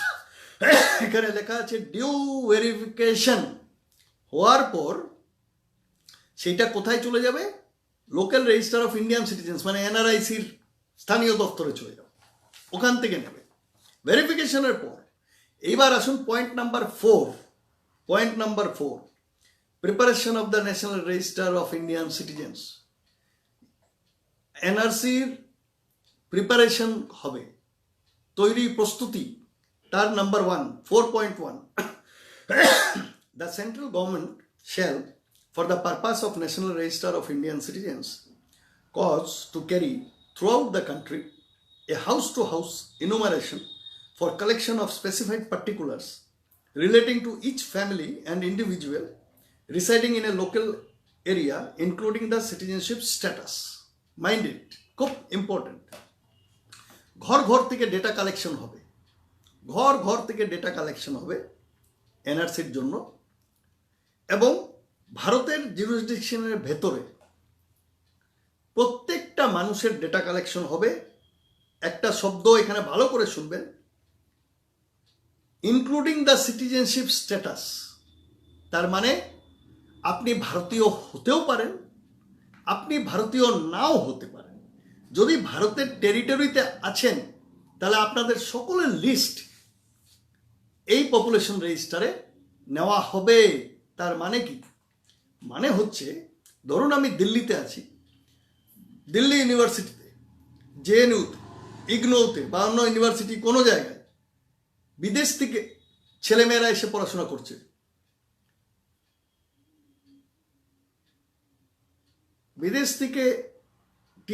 বিদেশ থেকে এসে এখানে পড়াশোনা করছে, ধরুন বিভিন্ন জায়গায়, বিভিন্ন ইউনিভার্সিটিতে, তাদের নামও কিন্তু এনপিআরএতে উঠে যাবে, তাদের নামও ওখানে নেওয়া হবে। কিন্তু ওখানে মার্ক হয়ে যাবে যে তানজানিয়ার থেকে এসছে, ইউএস থেকে এসছে, বা বিদেশ থেকে যারা এসে চাকরি করছে তাদেরও নাম সেখানে উঠবে।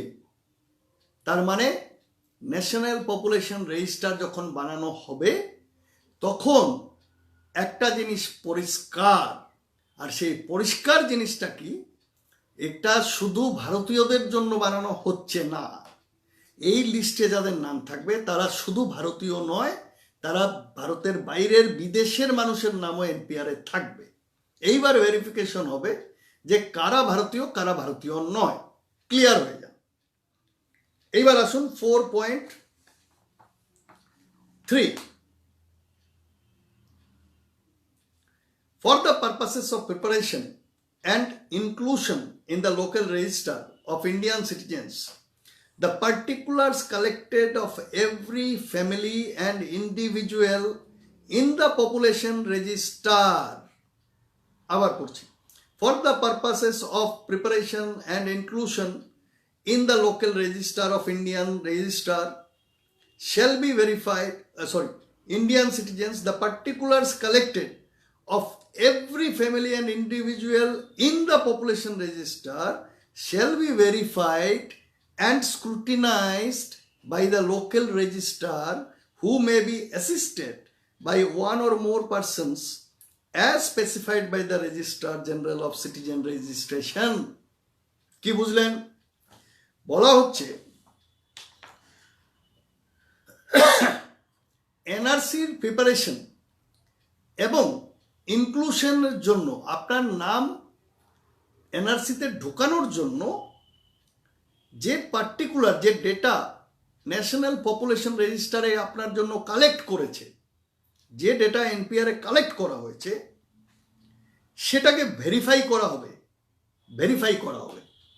যে আপনি আপনার তথ্য ঠিক দিয়েছেন কিনা, আপনার সত্যি আপনি এই দেশের নাগরিক কিনা, এই সমস্ত কিছু ভেরিফাই করা হবে, স্ক্রুটিনি করা হবে। শুধু ভেরিফাই না, ভেরিফাইড অ্যান্ড স্ক্রুটিনাইজড।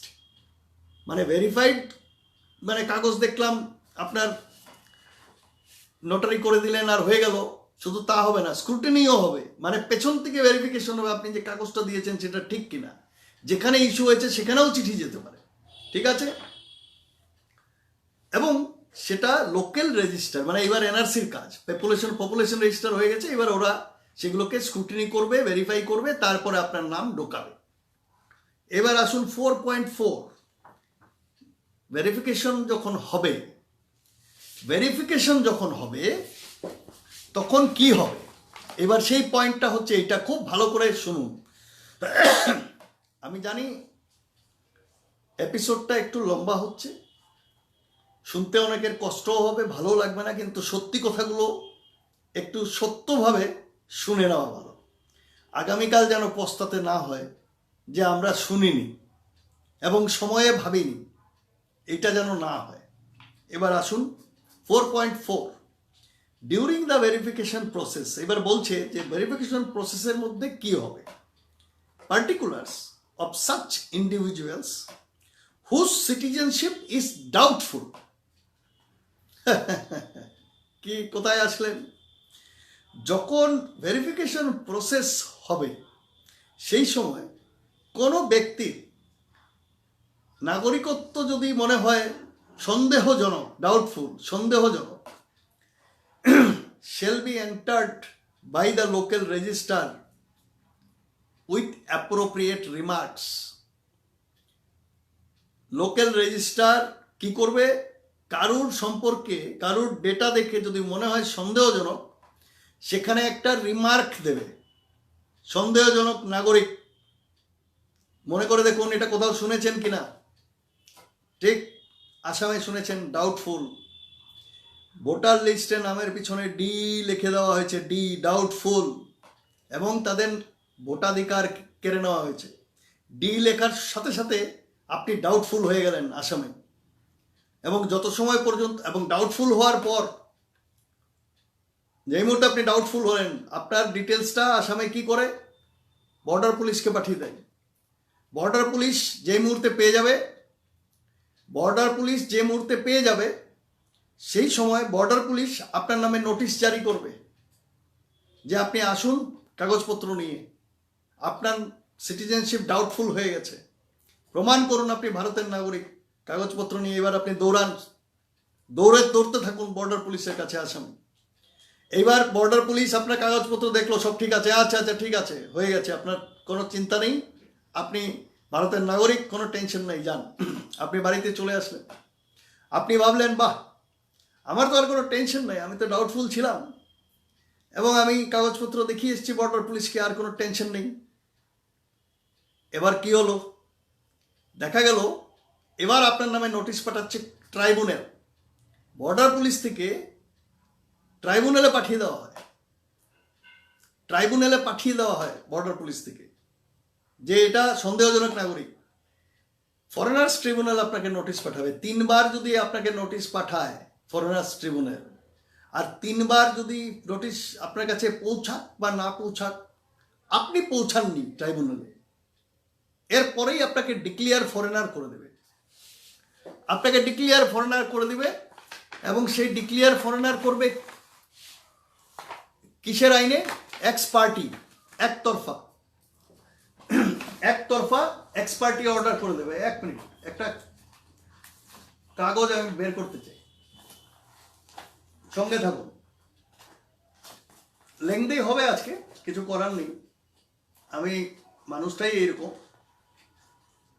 যে আমি যখন কথা বলি ডিটেলসে বলি, যাতে কারোর মধ্যে কোনো ধরনের সন্দেহ উদ্বেগ না হয়, ঠিক আছে না?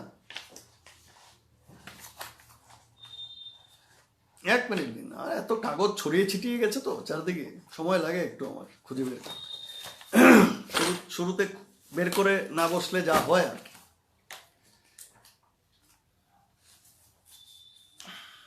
1 মিনিট, খুব ভালো একটা জিনিস দেখাবো।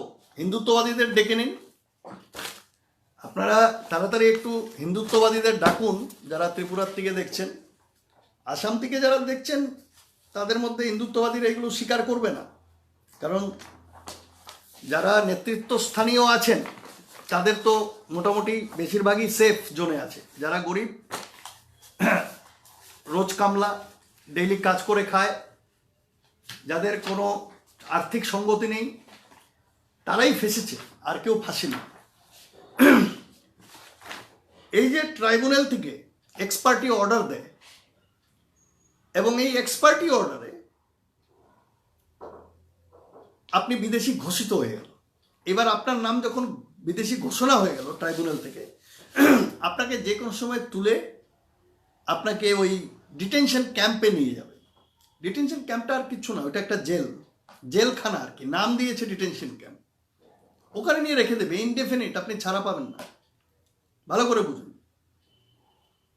এবার আপনাকে, যদি আপনি ফরেনার্স ডিক্লিয়ার হয়ে যান, আপনি আবার লোয়ার কোর্টে, ভালো করে শুনবেন, লোয়ার কোর্টে কিন্তু অ্যাপিল করতে পারবেন না যে আমাকে ভুলবশত দিয়েছে, আমার কথা শুনেনি, না শুনে দিয়েছে। লোয়ার কোর্টে যেতে পারবেন। এরপরে আপনাকে সোজা হাইকোর্টে যেতে হবে। হাইকোর্টের খরচাটা জানেন তো? হাইকোর্টের উকিলদের খরচা, দৌড়াদৌড়ির খরচা, ভালো করে শুনবেন। আর যদি হাইকোর্টে হেরে যান, এরপর কোথায় যাবেন আপনি জানেন? এরপর আপনাকে যেতে হবে সুপ্রিম কোর্ট। ওইটা কোথায় আছে? দিল্লিতে। তো দিল্লির সুপ্রিম কোর্টের খরচা জানেন? সেখানের উকিলদের খরচা, আপনার আসা যাওয়ার খরচা, সেগুলো জানেন তো? জাস্ট জেনে নিন। এইবার আমার কাছে একটা ডিস্ট্রিক্ট বঙ্গাইগাঁও, ঠিক আছে? এই বঙ্গাইগাঁও ডিস্ট্রিক্টের ডিক্লিয়ার ফরেনারের আমার কাছে লিস্ট আছে, ঠিক আছে? ডিক্লিয়ার ফরেনার, এদেরকে ডিক্লিয়ার করে দেওয়া হয়েছে এরা ফরেনার্স, এবং এক্স পার্টি, এদের বেশিরভাগই জানে না। নামগুলো পড়ি যদি আপনারা অনুমতি দেন। প্রথম নাম কৃষ্ণা সরকার। দ্বিতীয় নাম পূর্ণচন্দ্র মণ্ডল। তৃতীয় শম্ভু মণ্ডল। 4 লক্ষণচন্দ্র দাস। 5 প্রহ্লাদ দাস। 6 কার্তিক দাস। 7 গণেশচন্দ্র দাস। ভাবছেন আমি গল্প দিচ্ছি? তাই ভাবছেন তো গল্প দিচ্ছি? এদের লাইন দিয়েই তো চন্দনদা দেখি হিন্দুদের নাম বলছে। গল্প দিচ্ছি, ঠিক আছে? তাহলে আমি বলবো, তাহলে আমি দেখাবো, আর বলবেন আপনারা। ওকে, চলুন।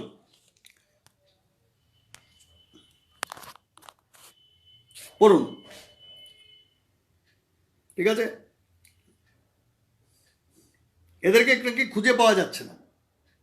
নামগুলো পড়ুন।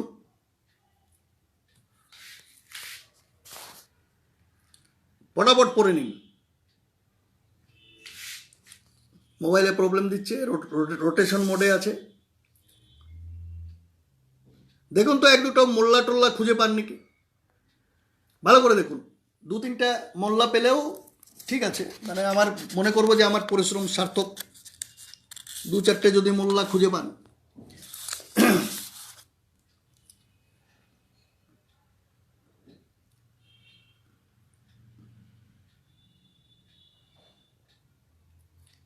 বলুন, আরো দেখবেন না আমি ছাড়বো?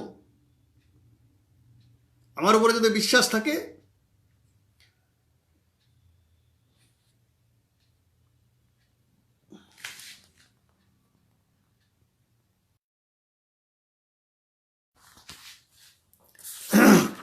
হ্যাঁ, তো নিশ্চয়ই আপনাদের মধ্যে কিছু তো থাকবেই আমার ভাই বোনেরা। হিন্দুত্ববাদী খারাপ জিনিস না, আমি কখনো বলি না। আমি তো হিন্দু, একদম আদ্যপান্ত আমি হিন্দুত্ববাদী। সকাল সন্ধ্যা আমি 3 বার পুজো করি। আমার দিকে বড় হিন্দু আবার কে আছে? পরিষ্কার কথা। কিন্তু কথা হচ্ছে ওই যে বললাম রাজনৈতিক কৃতদাস, এটা হিন্দুত্বের নামে করুন রাজনৈতিক কৃতদাসগিরি, সেকুলারিজমের নামে করুন রাজনৈতিক কৃতদাসগিরি, বিশ্ব হিন্দুর নামে করুন রাজনৈতিক কৃতদাসগিরি, অথবা ওই কংগ্রেসের নামে করুন রাজনৈতিক কৃতদাসগিরি, ব্যাপারটা তো এক। ব্যাপারটা তো এক। ব্যাপারটা তো আর কোথাও গিয়ে বদলালো না তো। আমি সেটাই বলতে চাইছি। প্রশ্ন হচ্ছে বাঙালি কবে হবেন? আমার এত কথার মাঝখানের আসল কথাটাই তো বুঝতে পারছেন না আপনারা। বাঙালি কবে হবেন? এই যে নামগুলো দেখলেন লাইন দিয়ে, আপনাকে 2য় পৃষ্ঠা পর্যন্ত দেখিয়েছি। এর পরের পৃষ্ঠার নামগুলো একটু আমি পড়ে দিচ্ছি। কিরণবালা বর্মন, শঙ্করীবালা বর্মন একটা পেয়েছি, 44 নম্বরে পেয়েছি। 44 নম্বরে ইয়াকুব আলী পেয়েছি, ঠিক আছে। 45 নম্বরও পেয়েছি হাসান আলী। 46 নম্বর আবার গন্ডগোল হয়ে গেছে। 46-এ পাশানি আর্য।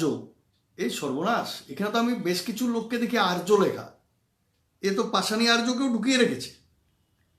47 নম্বর রবি আর্য, 48 নম্বর শীতল আর্য, 49 নম্বর অমল আর্য, 50 নম্বর সাঁতালি আর্য, 51 নম্বর শচীনচন্দ্র সরকার, 52 সন্ধ্যাবালা সরকার, রবীন্দ্রনাথ সাহা, বিজয় কৃষ্ণ তরণ। এইরকম কতটা আছে জানেন?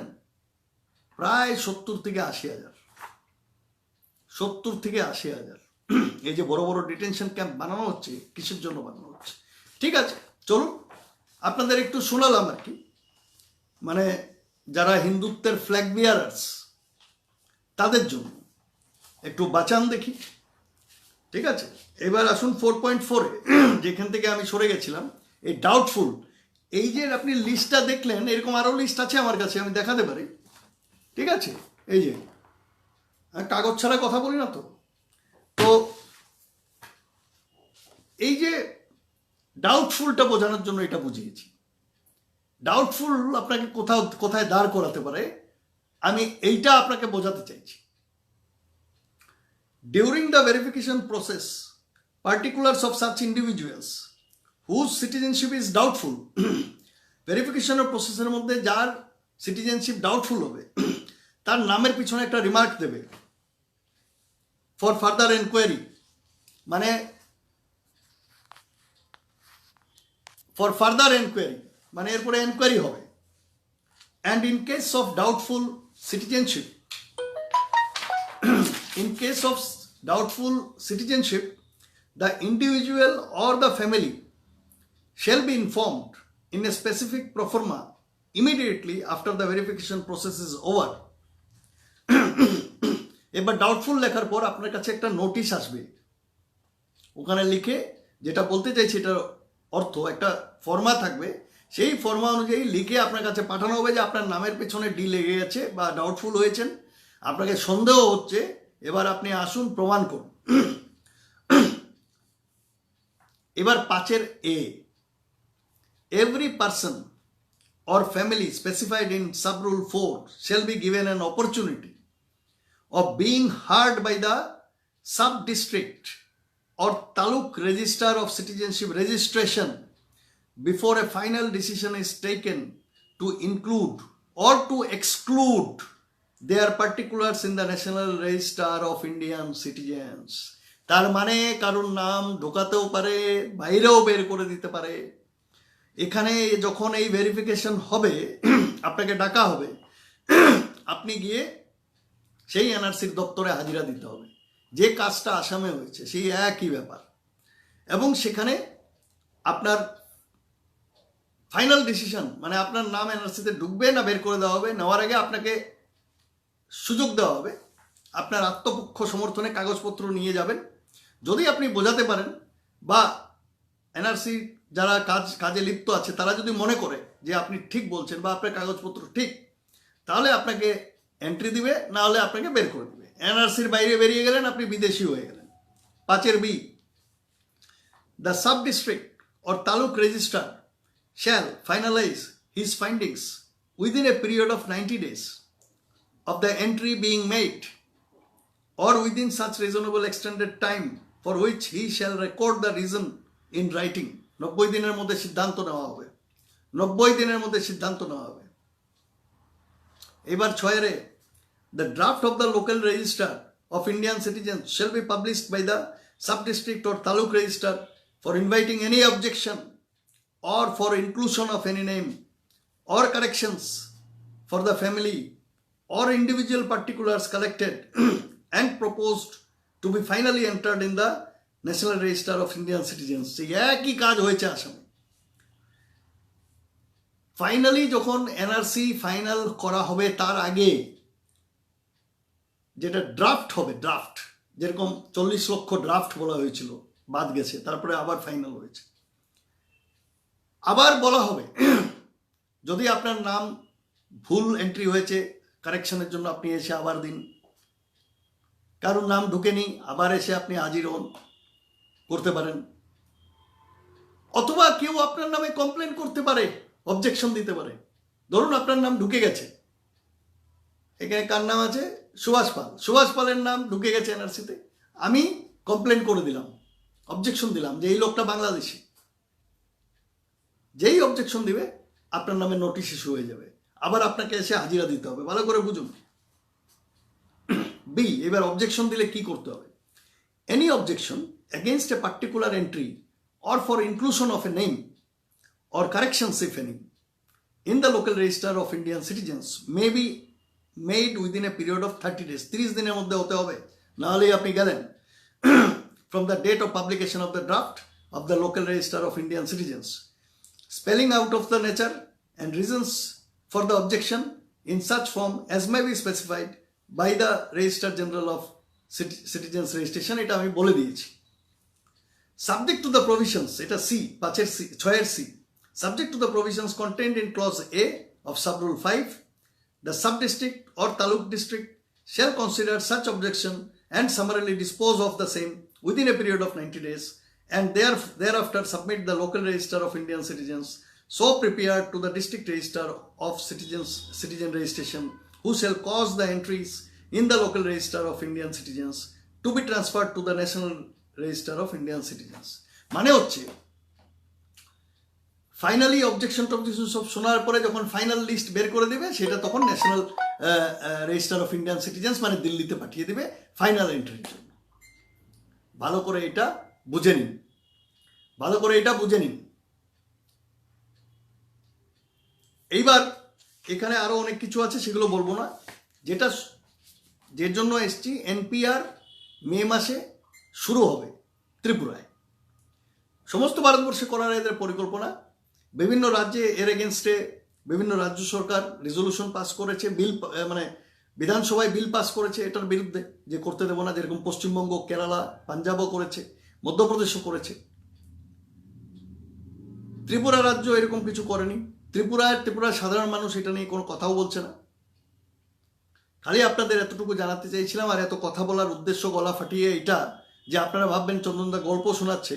আমি একদম সরকারের কাগজ নিয়ে আপনাদের দেখিয়ে প্রমাণ করে এটা বোঝালাম যে এনপিআর হচ্ছে এনআরসির প্রথম ধাপ। এনআরসি তখনই সম্ভব যখন এনপিআর হবে।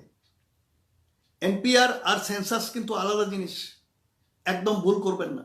সেন্সাসে মাথা গোনা হয়, হেড কাউন্ট। সেন্সাসে মাথা গোনা হয়, সেন্সাসে দেখা হয় কোন এলাকায় কত জাতিগোষ্ঠী, জনগোষ্ঠী, ভাষিক গোষ্ঠীর বাস। সেন্সাসে দেখা হয় পার ক্যাপিটা ইনকাম, কার কীরকম ইনকাম সেগুলো দেখা হয়, কার বাড়ি আছে, কার গাড়ি আছে, কার কি আছে, এগুলো সব কাউন্ট করা হয়। গরিবী রেখার নিচে কারা কারা আছে সেগুলো সব ওইখানে কাউন্ট হয়। শিডিউল কাস্ট, শিডিউল ট্রাইব এগুলো সব গিনতিতে আসে। ভাষিক গোষ্ঠী গিনতিতে গোনা হয়, কোন এলাকায় কোন ভাষার লোক কত সংখ্যায় আছে। তার উপরে বেস করে বিভিন্ন প্রকল্প ভারত সরকার ডিক্লেয়ার করে। সেই জন্য আমি বলি যে ভুল করেও সেন্সাসে আপনি যদি বাঙালি হন, আপনি অন্য ভাষা লিখতে যাবেন না। আপনি যদি বাঙালি হন, ভারতবর্ষের যে কোনো রাজ্যে থাকুন, আপনার মাতৃভাষা ওখানে সেন্সাসে বাংলা লিখবেন। এটা না লেখাটা কিন্তু অপরাধ, আইনত অপরাধ। আর এটা যদি আপনি না লেখেন, আপনার জাতিকে ধ্বংসের মুখে দাঁড় করিয়ে যাচ্ছেন। এটা আমি বারবার বলছি, মাতৃভাষা বাংলা, এটা ভুল করেও অন্য কিছু লিখবেন না। কারুর কথায় প্ররোচনায় কান দেবেন না। আপনি আপনার ভবিষ্যৎ প্রজন্মের যদি সুরক্ষা চান, ভবিষ্যৎ প্রজন্মকে যদি মান সম্মানের সাথে যদি বেঁচে থাকতে চান, তাহলে এটা লেখা আপনার কর্তব্য। চাই আপনি ত্রিপুরায় থাকুন, আসামে থাকুন, ভারতবর্ষের যে কোনো অঞ্চলে থাকুন। পরিষ্কার কথা। যেটা আমি বলতে চাইছিলাম, এই যে ন্যাশনাল পপুলেশন অফ রেজিস্টারের যে ডেটা কালেকশন হবে, সেই ডেটার থেকেই এনআরসি তৈরি হবে।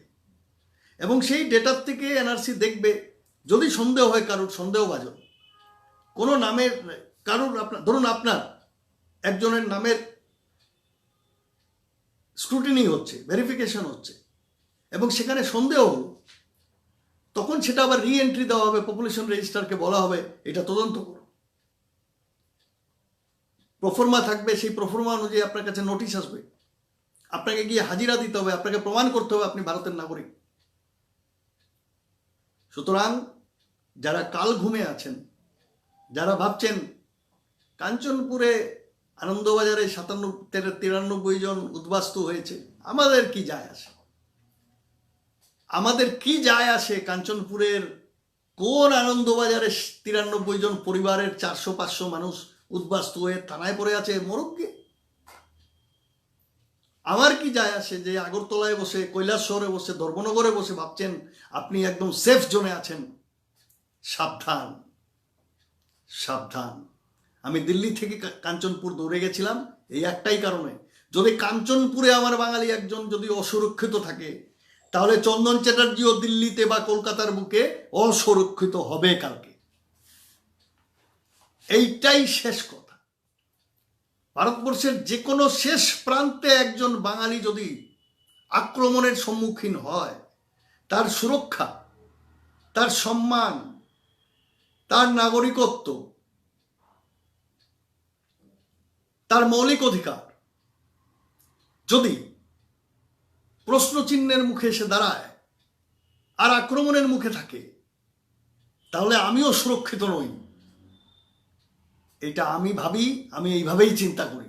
সেই জন্যই কোথাও আমার ডাক পড়লে আমি পৌঁছে যাই। আমি ভাবি না যে ওখানে কি হবে, আমি পৌঁছে যাই।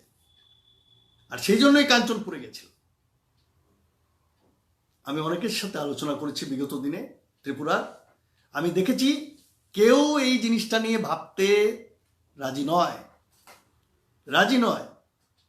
দেখুন, আপনারা ঘুমিয়েছিলেন আর কমিউনিস্ট পার্টি অফ ইন্ডিয়া আপনাদের শাসন করছিল, ক্ষমতায় ছিল। চিন্তা করে দেখুন কি করে গেছে আপনাদের। 4 ভাগের 3 ভাগ জমি এডিসিকে দিয়ে চলে গেছে। আপনারা ঘুম থেকে উঠে দেখেন আপনার জমি নেই। চিন্তা করে দেখেছেন? আমি কমিউনিস্ট বুঝি না ভাই, আমি সিপিএম বুঝি না, সিপিআই বুঝি না, বিজেপি কংগ্রেস বুঝি না। আমি বুঝি আমার অধিকার, আমি বুঝি আমার মানুষের অধিকার। আমি বুঝি এই ভারতবর্ষের একটা সংবিধান আছে, সেই সংবিধান অনুযায়ী আমাকে একটা সাধারণ নাগরিকের যা যা অধিকার দেওয়া আছে, সেই প্রত্যেকটি অধিকার আমার সুরক্ষিত আছে না নেই, আমি এইটা বুঝি। গণতন্ত্র বন্দুকের নলে চলতে পারে না, ভারতবর্ষের সংবিধান বন্দুকের নলে চলতে পারে না। এটা আমি বুঝি পরিষ্কার। আজকে 10 জন বা 50 জন বন্দুক নিয়ে উদ্দাম নৃত্য করবে, সাধারণ মানুষকে গুলি করে মারবে, সাধারণ মানুষকে গুলি করে মারবে, আর সরকার গিয়ে তাদের সাথে বসে চুক্তি সাইন করবে, সাইন করে বলে দেবে এটা কালকের থেকে এডিসি হয়ে যাবে, এখানে বাঙালির অমুক অধিকার থাকবে না, তার অমুক অধিকার থাকবে, তার অমুক থাকবে না। তাহলে কি এত বড় বড় কথা বলেন আপনি? 370 উঠিয়ে দিয়েছেন কাশ্মীরে, তা কাশ্মীরে 370 উঠিয়ে দিয়েছেন, আসামে দফা 6 লাগাচ্ছেন, আসাম চুক্তির 6 নম্বর দফা, আর তাও কি পুরো বিকৃত করে চুক্তিকে। চুক্তির সম্মানহানি হচ্ছে না, চুক্তিকেই, আসাম চুক্তিটাই আপনারা বিকৃত করছেন। আসাম চুক্তির 6 নম্বর ধারায় বলা আছে অসমিয়া জনগণ। অসমিয়া কে? অসমিয়ার সংজ্ঞাই আপনারা নিরূপণ করতে পারেননি। যে অসমিয়ার সংজ্ঞা নিরূপণ করতে পারেননি, আমার কাছে আসাম সরকারের হোয়াইট পেপার আছে, সেখানে পরিষ্কার লেখা আছে অসমিয়ার সংজ্ঞা নির্ধারণ করা যায়নি। আজকে সেই জায়গায় অ্যাসামিজ পিপল, অসমিয়া মানুষ কারা, সেই জায়গায় আপনি খিলঞ্জিয়া নিয়ে এসছেন। কাকে দিয়ে করাচ্ছেন? একজন এক্স জাস্টিস বিপ্লব কুমার শর্মা, উনি এক্স জাস্টিস ছিলেন। আর ভুলে যাবেন না, এই জাস্টিস মহাশয়ের সময়ই ডিটেনশন ক্যাম্পের অর্ডার উনিই দিয়েছিলেন যখন উনি হাইকোর্টের জাস্টিস ছিলেন। এই ভদ্রলোক বিপ্লব কুমার শর্মা আজকে যে 6 নম্বর দফার যে হাই লেভেল কমিটি বানিয়ে দিয়েছে, মাননীয় অমিত শাহ দপ্তর থেকে, ভালো করে কান খুলে শুনে নিন, ভালো করে কান খুলে শুনে নিন, উনি এনাকে চেয়ারম্যান বানিয়েছেন। মাননীয় অমিত শাহ এই বিপ্লব কুমার শর্মাকে চেয়ারম্যান বানিয়েছেন 6 নম্বর কমিটি আসাম চুক্তি রূপায়ণের। আর এই ব্যক্তি যখন যাচ্ছিলেন হাইকোর্টে, ইনার অর্ডারেই ডিটেনশন ক্যাম্পের মতো অমানবিক এই যে সেট আপগুলো আজকে বনছে, এটা এনার কলমের খোঁচাতেই বনছে। কি করে এরকম একজনকে, এরকম একটা কমিটির চেয়ারম্যান বানাতে পারলেন? এই প্রশ্ন কি আপনি করবেন না? আমরা করব না, আমরা করব না। এবং সেখানে পুরো অ্যাসামিজ পিপুলের সংজ্ঞাই বদলে দিয়েছেন সম্পূর্ণভাবে। এবং বলা হচ্ছে 1951 পর্যন্ত যাদের কাছে ডকুমেন্ট আছে, 1951 পর্যন্ত শুনে নিন, যাদের কাছে ডকুমেন্ট আছে তারা খিলঞ্জিয়া, তারা এই দেশের সব সুযোগ সুবিধা পাবে। মামদোবাড়ি একজন মানুষ 1951 আগের থেকে আছে, তার কাছে কোনো ডকুমেন্ট নাই, কি করবে? আবার এখানে বলা হলো যে অমুক অমুক এরা, এদেরকে কোনো প্রমাণ করতে হবে না। বাগানের যারা টি ট্রাইবস আছে তাদের কোনো প্রমাণের দরকার নেই, তাদের 1951 কিচ্ছু নেই। মানেটা কি? টার্গেট তো বাঙালি। তার মানে দিল্লি থেকে শুরু করে দিশপুর পর্যন্ত, আগামীকাল আগরতলা পর্যন্ত বাঙালি টার্গেটে আসবে না। আপনি নাকে তেল দিয়ে ঘুমাবেন, নাকে তেল দিয়ে ঘুমাবেন আপনি। এই জিনিসগুলো বোঝার সময় হয়েছে। দল করছেন, করুন, ভালো কথা। জাতিকে আর ধ্বংস করবেন না। জাতির দালালি করে, জাতির মাথা বিক্রি করে, দালালি করে, জাতির কোমর ভেঙে দিয়ে, জাতিকে রসাতলে, জাতিকে বঙ্গোপসাগরে বিসর্জন দিচ্ছেন, লজ্জা হওয়া উচিত। যারা এখনো বিভিন্ন দলে আছেন, আমি একটা দল বলবো না, বিভিন্ন দলে আছেন, সব দল থেকে, সব দলের মধ্যে দাঁড়িয়ে আওয়াজ তুলুন। আপনি কংগ্রেসে আছেন, সিপিএমে আছেন, চাहे বিজেপি আছেন, চাहे যেখানেই আছেন, দলের ভেতরে বিদ্রোহ করুন। দলের ভেতরে দাঁড়িয়ে বলুন বাঙালিরও এই দেশে সমান অধিকারের অধিকার আছে। বাঙালিরও ভারতবর্ষের সংবিধান অনুযায়ী তার মৌলিক অধিকার, সাংবিধানিক অধিকার, সমান অধিকার, আর্টিকেল 14 যেটা আমাদেরকে প্রোভাইড করে, তার সম্পূর্ণ অধিকার আছে। কোনো রকমের অসাংবিধানিক কেউ বন্দুক নিয়ে দৌড়ে আসলো আর তার সাথে বসে চুক্তি করে একটা জনগোষ্ঠীর অধিকারটাই হাফিস করে দিলাম, এটা হতে পারে না। এগুলো অগণতান্ত্রিক, এর বিরুদ্ধে কথা তুলতে হবে। সে আপনি যে কোনো দলে থাকুন, আপনি আওয়াজ তুলুন আপনার জাতির স্বার্থে। আর যদি না তুলতে পারেন তাহলে ধরে নেব আপনি মির্জাফর, ধরে নেব আপনি বিভীষণ, জগৎ শেঠ, ধরে নেব আপনি মাল কামাচ্ছেন, আপনি সুবিধা নিচ্ছেন, আপনার কিছু যায় আসে না। আপনার ছেলে মেয়েকে পার করে দিয়েছেন, আপনি অন্যান্য রাজ্যে গিয়ে জায়গা জমি কিনে রেখেছেন, আপনি বিদেশেও কিছু রেখেছেন। আমি এটা ধরে নেব, পরিষ্কার কথা, আমি ধরে নেব, এটা একদম পরিষ্কার কথা। তো এই দীর্ঘ আমাকে কথা বলতে হয়, কারণ আমি এমন একটা জাতির কাজ করছি যারা কুম্ভকর্ণের নিদ্রায় আছে। আমাকে এতটা সময় নিয়ে বুঝিয়ে কথা বলতে হয় দুটো মানুষকে জাগিয়ে তোলার জন্য। এই কুম্ভকর্ণের নিদ্রা এই জাতির কবে ভাঙবে আমি জানি না, তবে আমরা ছাড়বো না, আমরা আমাদের রাস্তা ছাড়বো না, আমরা সরে যাওয়ার পাত্র নই। গণতান্ত্রিক পদ্ধতিতে ভারতবর্ষের সংবিধানকে মেনে ভারতবর্ষের সংবিধানের সম্পূর্ণ সম্মান রক্ষার্থে আমরা কাজ করছি, এবং ভারতবর্ষের সংবিধান যা যেরকম ভাবে অধিকার সাব্যস্ত করেছে প্রত্যেকটি জনগোষ্ঠী, ভাষিক গোষ্ঠী এবং প্রত্যেকটি ধর্মীয় গোষ্ঠীকে, তা অক্ষরে অক্ষরে পালন যাতে হয় সেটা আমরা নজর রাখব। এবং বাঙালি যাচ্ছে, বাঙালি তার অধিকার লেলে দেদে করে আর এখন নেবে না, ছিনিয়ে নেবে। বাঙালি তার অধিকার ছিনিয়ে নেবে, গণতান্ত্রিক পদ্ধতিতে ছিনিয়ে নেবে, কিচ্ছু করার দরকার নেই। যারা বাঙালির শত্রু তাদেরকে বুঝিয়ে দেওয়া হবে যে বাঙালিকে এতদিন যেভাবে তোমরা ইউজ করেছো পলিটিক্যাল পার্টির টেনা বানিয়ে, এ আর হবে না, এটা হবে না। এটা একদম পরিষ্কার বাংলা কথা, একদম পরিষ্কার কথা। এর থেকে বেরিয়ে আসুন, নিজে বাঁচুন, নিজের ভবিষ্যৎ প্রজন্মকে বাঁচান। আমার জন্য কিছু করতে হবে না, ভবিষ্যৎ প্রজন্মকে বাঁচান, তাদের বাঁচার রাস্তা করে যান। আপনি মরে যাবেন, আমি মরে যাব, কিন্তু তাদেরকে বাঁচার ব্যবস্থা করে দিয়ে যান। সম্মানের সাথে যারা বাঁচে, হ্যাঁ, তাদেরকে বাঁচানোর ব্যবস্থা করুন। রাকেশ ঘোষ শালা মির্জাফরটা কে, একটা উদাহরণ দে। বাবা, তুমি জানো না শালা বলছো মির্জাফরটাকে? অনেকেই হতে পারে, সেটা তো খোঁজার দায়িত্ব তোমার, আমার না। মির্জাফর আছে ছিল দেখেই তো মির্জাফরের নাম হয়েছে মির্জাফর, না? বিভীষণ ছিল দেখেই তো নামটা বিভীষণ বলা হয় নাকি? জগৎ শেঠ ছিল দেখেই তো জগৎ শেঠের নাম বলা হয় নাকি? তোমার লাগলো গায়ে? মানে তুমি কি ওইরকম কিছু একটা কিছু করছো জাতির বিরুদ্ধে? যারা জাতির বিরুদ্ধে কাজ করবে, যারা জাতির বিরুদ্ধে কথা বলবে, যারা জাতির স্বার্থের কাজ করবে না, তারা মির্জাফর। এবার ঠিক করে নাও তারা কারা।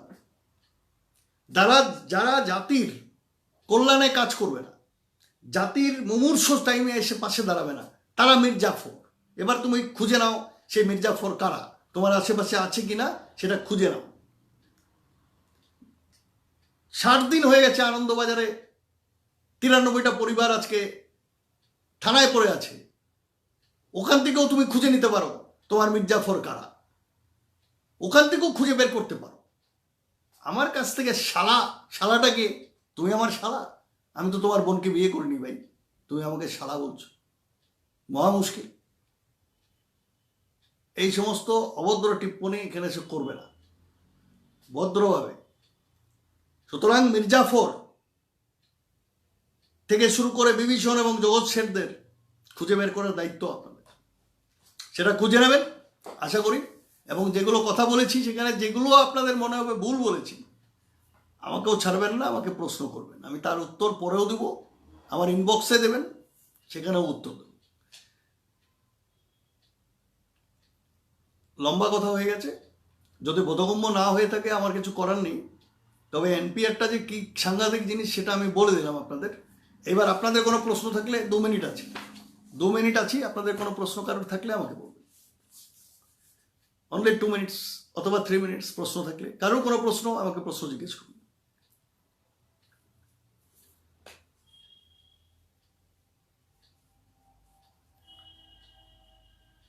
এনপিআর এনআরসির প্রথম ধাপ, এর মধ্যে কোনো দ্বিতীয় ভুল নেই, এটা একদম পরিষ্কার সরকারের এই কাগজের থেকে, আমার কথার থেকে না। সরকারের কাগজের থেকে পরিষ্কার, এনপিআর হচ্ছে এনআরসির প্রথম ধাপ। এটা পার্লামেন্টেও বলা হয়েছে, একদম ঠিক, একদম ঠিক কথা। কোনো প্রশ্ন কারোর থাকলে করুন, না হলে আমি যাব।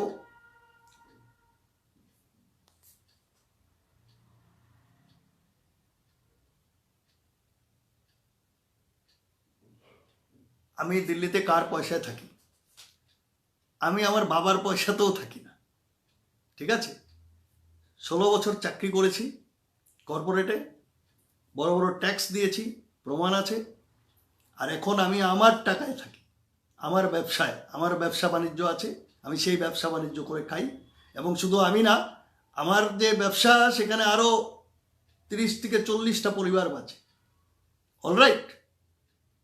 এবং যারা আমার এখান থেকে বেতন পায় তারা তাদের খাটনিতে বাঁচে, ও আমার পয়সায় বাঁচে না। কিন্তু আমার চিন্তাধারাটা বুঝে নিন। আমার কোম্পানিতে যে কয়জনই আছে তারা বেতন পায়, আমার দয়ায় থাকে না। কিন্তু আমি দয়া করে তাকে বেতন দিই না। তার কারণ সে তার কাজটা করে, 10টা 5টার চাকরি করে, ঠিক আছে, রক্ত জল করে পয়সা কামায়, এবং তার পয়সা এটা, কারোর দয়ার পয়সা না। উত্তর পেয়ে গেছো তো? মানে দালাল তো চারদিকে, দালালি করে তো সব নিজের সংসার চালায় পয়সা কামিয়ে রাজনীতির নামে। সেই জন্য সেও বোধহয় ভাবছে, তার দোষ দিই না আমি।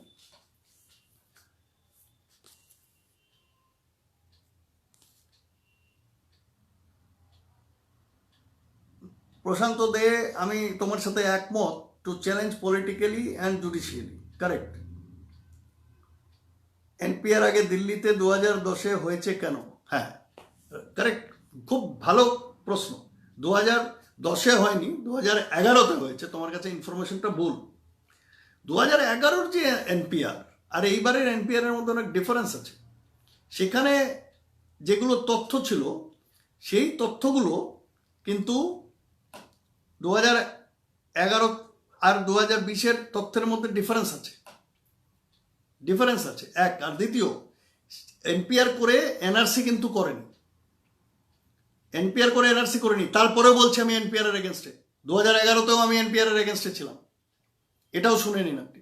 2011-র এনপিআর এরও আমি এগেনস্টে ছিলাম। 2004 থেকে 5 থেকে লাগাতার এটার বিরুদ্ধে কথা বলছি। এনপিআর এনআরসি কীভাবে রোখা যাবে? সবার মধ্যে সচেতনতা বৃদ্ধি এবং সবাইকে বোঝানো এটা কত ভালো আর কত খারাপ, এবং সংঘবদ্ধ করা এবং এর বিরুদ্ধে আন্দোলন করা, সরকারকে বাধ্য করা, এটা এই পুরো 2003-এর সিটিজেনশিপ অ্যাক্টটাকেই বাতিল করা বা রিপিল করা।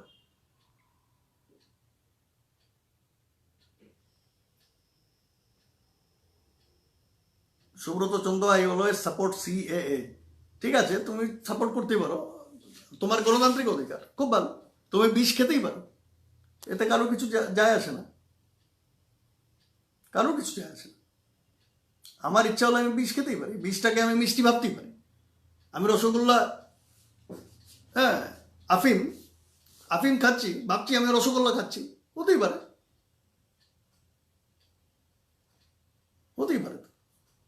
আর কারোর কোনো প্রশ্ন থাকলে আমাকে বলুন। উল্টো পাল্টা প্রশ্ন করে লাভ নেই। ওই যে নেতাজির ফটো লাগিয়ে ওই যে প্রশ্নটা করলো এসে, দেখুন ফটো লাগিয়েছে নেতাজির, এই যে অসীম পাল আবার এসছে, ঠিক আছে? তাহলে আনন্দবাজারের বাঙালিদের সাহায্য করেননি কেন? কে করবে সাহায্য? তোমার মুকুটিন সম্রাট টাকা দিয়েছে, তা আমি টাকা কেন দেব? আমাকে এটা বলো।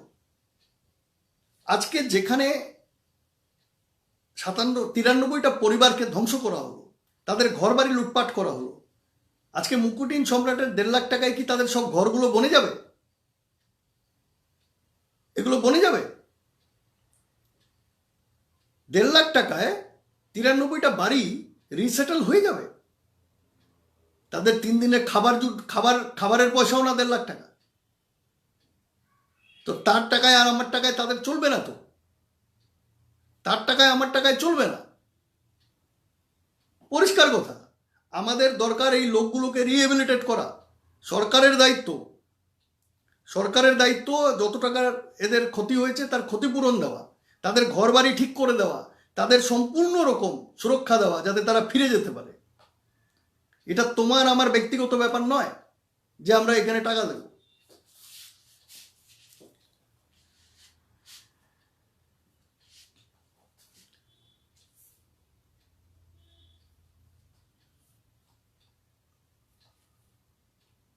ভাই, আমি মুকুটহীন সম্রাট নই, এটা মনে রেখো, পরিষ্কার কথা। আমি সাধারণ মানুষ, খেটে খাই, আমার সাথেও অনেক লোক আছে, তারাও খেটে খায় আমার সাথে, পরিষ্কার কথা।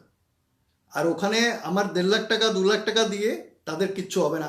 তারাও বলেছে ওখানে যারা আছে তারাও বলেছে, ওখান থেকে আমার ফোনও এসছে। আর কোনো প্রশ্ন থাকলে বলুন, নাহলে আমি এখন আপাতত বিদায় নেব আপনাদের কাছ থেকে। অনেক সময় ছিলাম। এই আইটি সেলের নেতাজির ছবি লাগিয়ে আইটি সেল চলছে, লজ্জাও লাগে না যে নেতাজির ছবিটা লাগাচ্ছে?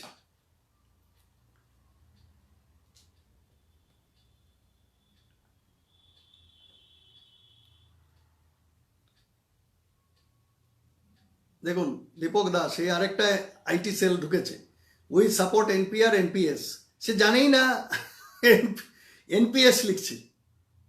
এনপিএসটা কি ভাই? সে জানেই না এনপিআর কি, এনপিআর কি, এনআরসি কি, এনপিএস লিখছে। বুঝুন, এই সমস্ত ধ্বংসাত্মক কাজ করছে এরা। এই আইটি সেলের 5,000 টাকার চাকরি করে, হ্যাঁ, জাতিকে ধ্বংস করছে। অমিত কুমার পান্ডা, আপনার কি উত্তর ছিল আমি দেখিনি, অনেকগুলো কমেন্ট আসছে, আপনি আবার আমাকে আপনার কমেন্টটা দিন। 2003-এর আইনের সংশোধনের বিরুদ্ধে আমরা অলরেডি এখানে একটা মামলা হয়েছে, অলরেডি হয়েছে, মামলা করা হয়েছে কলকাতা হাইকোর্টে এবং সুপ্রিম কোর্টে।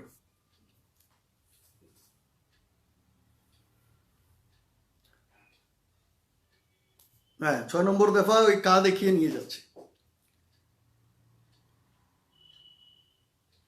সিএ নিয়ে আমি অনেকবার কথা বলেছি অলোক ভট্টাচার্য, আবার এখন আমি নতুন করে করব না। আজকের যে ইস্যু ছিল এনপিআর এবং এনআরসি, সেটা ছিল, এটা নিয়ে আমি বলছি। এনপিআর এনআরসির উপরে কোনো প্রশ্ন থাকলে, একজন কেউ বলছিল আমি উত্তর দিইনি, তাকে বলছি আমি আবার পুনরায় কমেন্টটা দিন।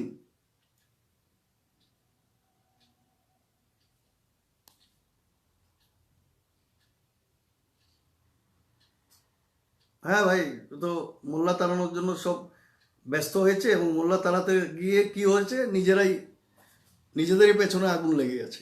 এই তো হয়েছে আসামে, 2 লক্ষ মুসলমানের নাম কাটেনি, আর প্রায় 11-12 লক্ষ বাঙালি হিন্দুর নাম কেটে গেছে।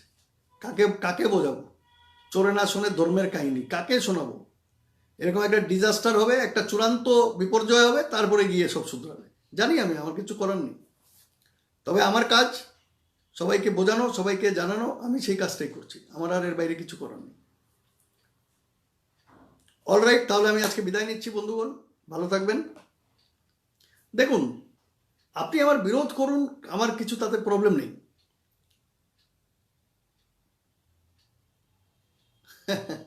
রবীন্দ্রনাথ কর্মকার, বাংলাদেশ খুব ভালো দেশ, ওখানে যান, ভারতে কি করতে আসা আপনার? আমি একে কি উত্তর দেব?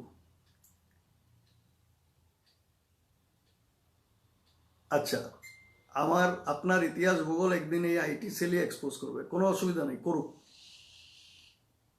সিএএ ভালো, কিন্তু নিঃশর্ত নাগরিকত্ব নেই, সুভাষ পাল।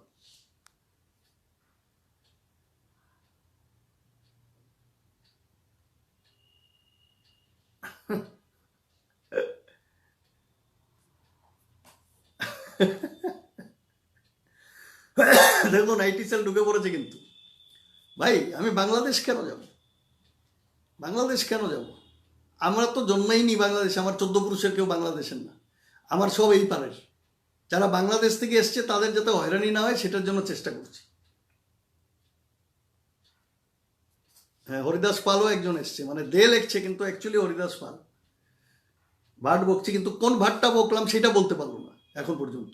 কোন ভাটটা বকলাম সেটা এখন পর্যন্ত বলতে পারলো না, কিন্তু হরিদাস পাল হয়ে একজন দাস চলে আসলো।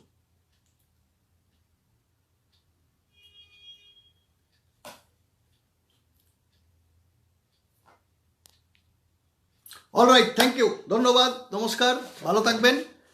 আইটি সেলকে নিয়ে ভালোভাবে থাকুন আপনারা, এবং ওই যে বাঙালি হিন্দুদের কিছু বলে এদের যায় আসে না, এটা আমরা দেখে নিয়েছি আসামে। বাঙালি হিন্দুদের যখন প্রবলেমে পড়ে যাবে তখন এদের কিছু যায় আসে না।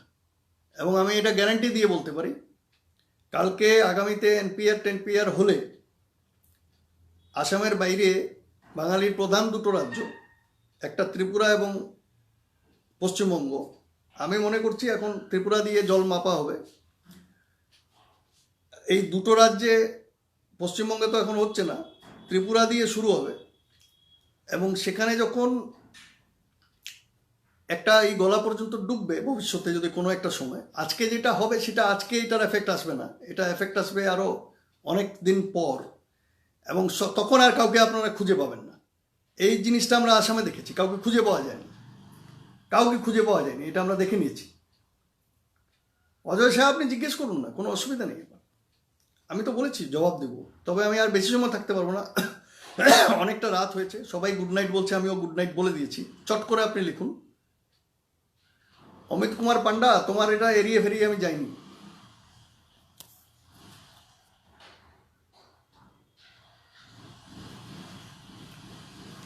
অলরাইট, গুড নাইট, ধন্যবাদ, ভালো থাকবেন, নমস্কার, জয় বাঙালি। জয় বাঙালিটা বলতেই হবে। আর দলের উপরে জাতি, ভাই এই দলের উপরে জাতি আনতেই সবার ফেটে গেছে, সিপিএমের ফেটে গেছে, কংগ্রেসের, বিজেপির, সবার সমস্যা তৈরি হয়ে গেছে। এই মিন্টু দত্ত, ভাই তুমি কোথায় থাকো? মিন্টু দত্ত, চলো তোমার সাথে কথা বলবো, তুমি কোথায় থাকো বলো। এই দেখো, রবীন্দ্রনাথ কর্মকার আসল মুখোশ খুলে বেরিয়ে এসছে। বলছি না এই হিন্দু হিন্দু কিচ্ছু না, এরা হিন্দুত্বের নামে হিন্দুদের ধ্বংস করবে। এই দেখুন রবীন্দ্রনাথ কর্মকারের আসল কথা শুনুন।